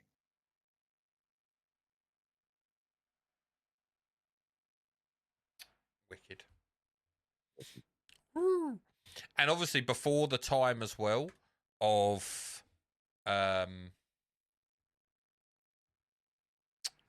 what do you call it? Yeah. Post movie credits as well. Yeah, this movie credits. Yeah. But Right. yeah. I really enjoyed that. As Yeah. I'm glad we watched it. I think it's a good choice for Halloween. I mean, well, granted, I got it wrong and thought that it was going to be more Halloween. Yeah, no, it's not. But like I say, it fits in like with the whole, the whole thing. Yeah. Right, I've got to move through this a bit quick because apparently the that's family's cool. here and I have to do all my family things. That's cool. Yeah, we did start a little bit later than planned because I messed up with the thing. But I'll you can blame me for that, Jay. I plan to anyway. Cool. Not my fault. It's never my fault. Right, so I have made a game for you, TJ. It's the unfiltered, unprepared, unready, unscripted, unfunny quiz. Game. Quiz. So, just to give you, it's my turn to do the game this time. So, TJ, the way this is going to work Yes, is mate. I'm going to describe deaths from a horror film. Oh, fuck and you've off. got to guess what film it is from. No. I've made these relatively easy. You'll know these. I hope so. Right, just because it is a new sort of game, I have made a sample question for you. Okay, yeah. So, sample question. After answering a wrong number, a girl desperately tries to save both her and her boyfriend's life by answering horror movie trivia. Oh, okay, on the right, phone yeah, okay. With the killer. Okay. After incorrectly answering, she is chased down and murdered by a masked killer. Okay, right, yes, that's Casey Becker's Scream. We see that earlier. Right, okay, I get where you're going with this. That's why I chose that sample question. Okay, yeah. Okay. Right, number one. Fuck. While trying to save a person's life, a doctor's arms go into the torso of a person where his arms are ripped off. What? You'll know it. You'll fucking kick yourself when you think about it. Right, say that again. While trying to save a person's life, a doctor's arms go into the torso of the person where his arms are quickly ripped off. He's trying to save someone's life, so the person he's trying to save, his arms go into the torso and then get ripped off. The doctor's arms go into the torso, and then the doctor's arms get ripped off. You know it. It sounds like something that would be in, like, Saw, or... Yeah, but it's not Saw. But it's not. What the fuck? A doctor, his arms go inside someone's body that he's trying to save. It's in a base in Antarctica. The Thing. Yes. It's the Right, Thing. okay. Remember, I he would puts know. his arms Yeah, in? no. Do you know what, right? It's completely, completely gone blank on that one. I know the film, obviously. The minute it said based in Antarctica is fucking obvious. But wow. Yeah, no, okay. I would not have put that together without that clue. Wow, okay. Whoa, that's like... Whew. While listening to music, this man is pulled into the bed by an arm where I knew this. tirade of blood bursts up and out and onto the ceiling. I love this because this is one of my favourite death scenes in movies. It's Johnny Depp in Nightmare on Elm Street, the first one. Yeah, correct. Number 3. A man stands by the train track shouting at 2 other people when suddenly a piece of metal is flung up from the passing train and decapitated. That's Sean William Scott's death in the original Final Destination. Correct. A space hauler is eating dinner when suddenly something bursts from his torso, killing him in front of all of his crewmen. That's Kane in the original Alien film. Yep. Number 5. A man must crawl through razor wire to find a key to escape from a trap made to teach him a lesson about living. That's Saw. Yeah. Well done, mate. 5 out of 5. Yeah. I thought it'd be a fun quiz, though. The first one was the first one was the hardest because I wasn't thinking about like that as in the horror. I'm thinking like Saw, Nightmare on Elm Street, like Halloween, and I'm like so the thing's kind of like it wasn't even in my thinking. When he said doctor, I'm like, I mean technically they're like but without the Antarctic base, I'm like would never have fucking got that. But I thought it was a fun quiz to do. I thought it'd be Halloween. Reminds me like the Final Destination. I like that. Yeah, they're on the train tracks and then that piece of shrapnel just slices his head off. Just cuts him off. You're dead, man. You're dead. You're next. Yeah. Shink. Cuts him off. Fucking really good. Right, on to our listener's letter. Big Ste wrote in. Like Big Ste, finally you get your question. Yeah, Big Ste, we finally forced him to do a question. So he writes, "Hi gents, long-time listener, first-time caller. I'm embarking on a spiritual journey, this being I'm going to see a psychic. As this is such an unknown territory for a lot of people until they start to delve into it, I want to know your thoughts and opinions on this, beliefs, and what you would want to take away from this if you were going to see a psychic yourself." You go.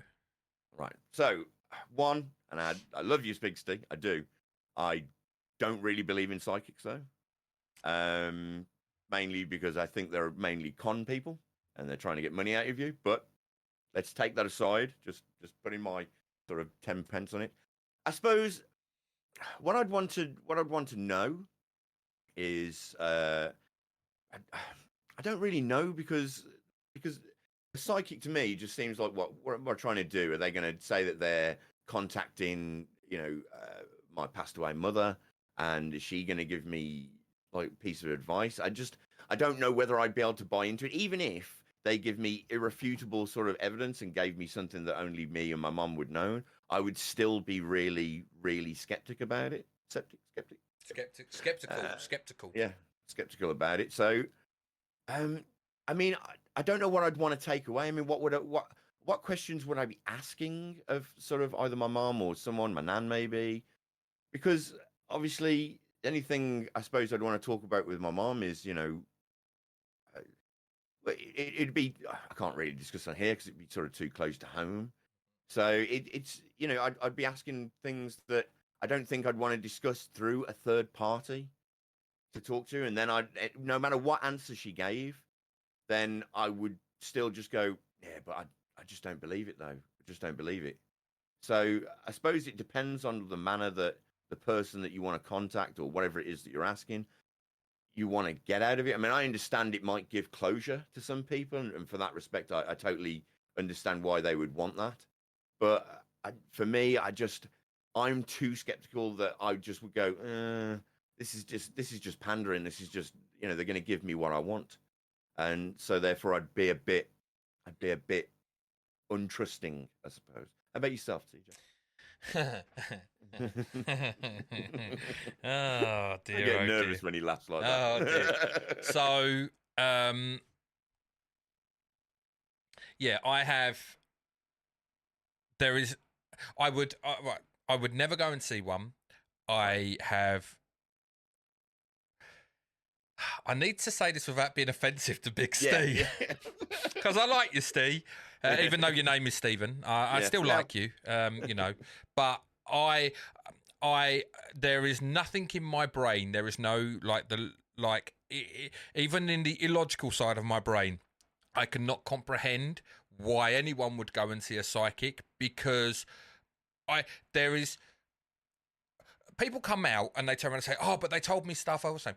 I have seen documentaries about how psychics work, and they get information from you without you even knowing. And also something very much more prevalent in today's era, the fact that people have Facebooks and stuff. Yeah. You give over your name and stuff to them, they can fight, they can research you, okay? And even then, I've watched documentaries where and the people don't even realise they've given up certain bits of information that then lead in, and it's all like a manipulation in my mind. To me, they are charlatans. There is no shred of evidence anywhere that anything that they do, that they can do the things that they claim to do.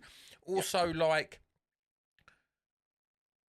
I see them as preying on, and this is why I hate them with a passion, because I feel that they prey on people's emotions and people's heartache,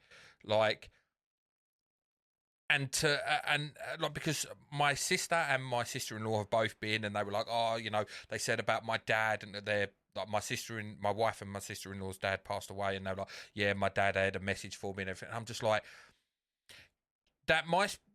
in one sense, that's like, okay, that gives them some kind of closure in that. But I also think that's such a preying tactic to say, like, I have this message from your dad and everything and all this and blah. I just don't like it. I really don't like it as a profession. I think the people that do it are cold, heartless fuckers, because they're preying on people for money. I wouldn't ever go and see one, so I'm not even going to go into... I'm also very much a believer as what's happened has happened, and you can't change the past. You can only try and make amends in the future, necessarily. So if there is a lost someone who has passed, my nan and granddads have passed, but no other direct family other than that. And there's nothing that I would want to speak with them about. Happened has happened, I can't, I can make amends with people that are here and still living. I can't make amends with people that aren't here. Anything that has happened, I just have to deal with, in that regard, whether it be, let's say if another family member passed and there are things from from previous that has happened with them, I just have to deal with that and move along. There is never going to be any real closure. You make your own closure is what I would say with that. You just have to deal with it and move on. And yeah, so I don't. Yeah, I it's another thing where people like ghosts and stuff. Like I believe the mind is a very special thing, and it gives you what you need at certain times. And so I feel, like the people that say like, oh, I saw my mum on the end of the bed. Like my wife's dad, like when he had a scare in hospital, they were in Ireland a few years ago, and he thought he was going to pass away then. Because my wife's dad was a lot older when he was like in his 50s when he had my wife. And he said, like, I saw my mum at the end of the bed and she said everything's going to be all right. That to me, that's a hallucination that the mind's put on there. She wasn't honestly there. That's like, he swears blind. It's like, no, 100%. And that's cool. That's cool that you've got that. Like, but to me, that your mind has given you what you needed to get through the situation you were in at that time. And so yeah, I just and I like I say, I don't believe in that, and also I don't believe in the spiritualist side, the psychic side. Yeah. I just think it's a bunch of charlatans preying on people's emotions for profit.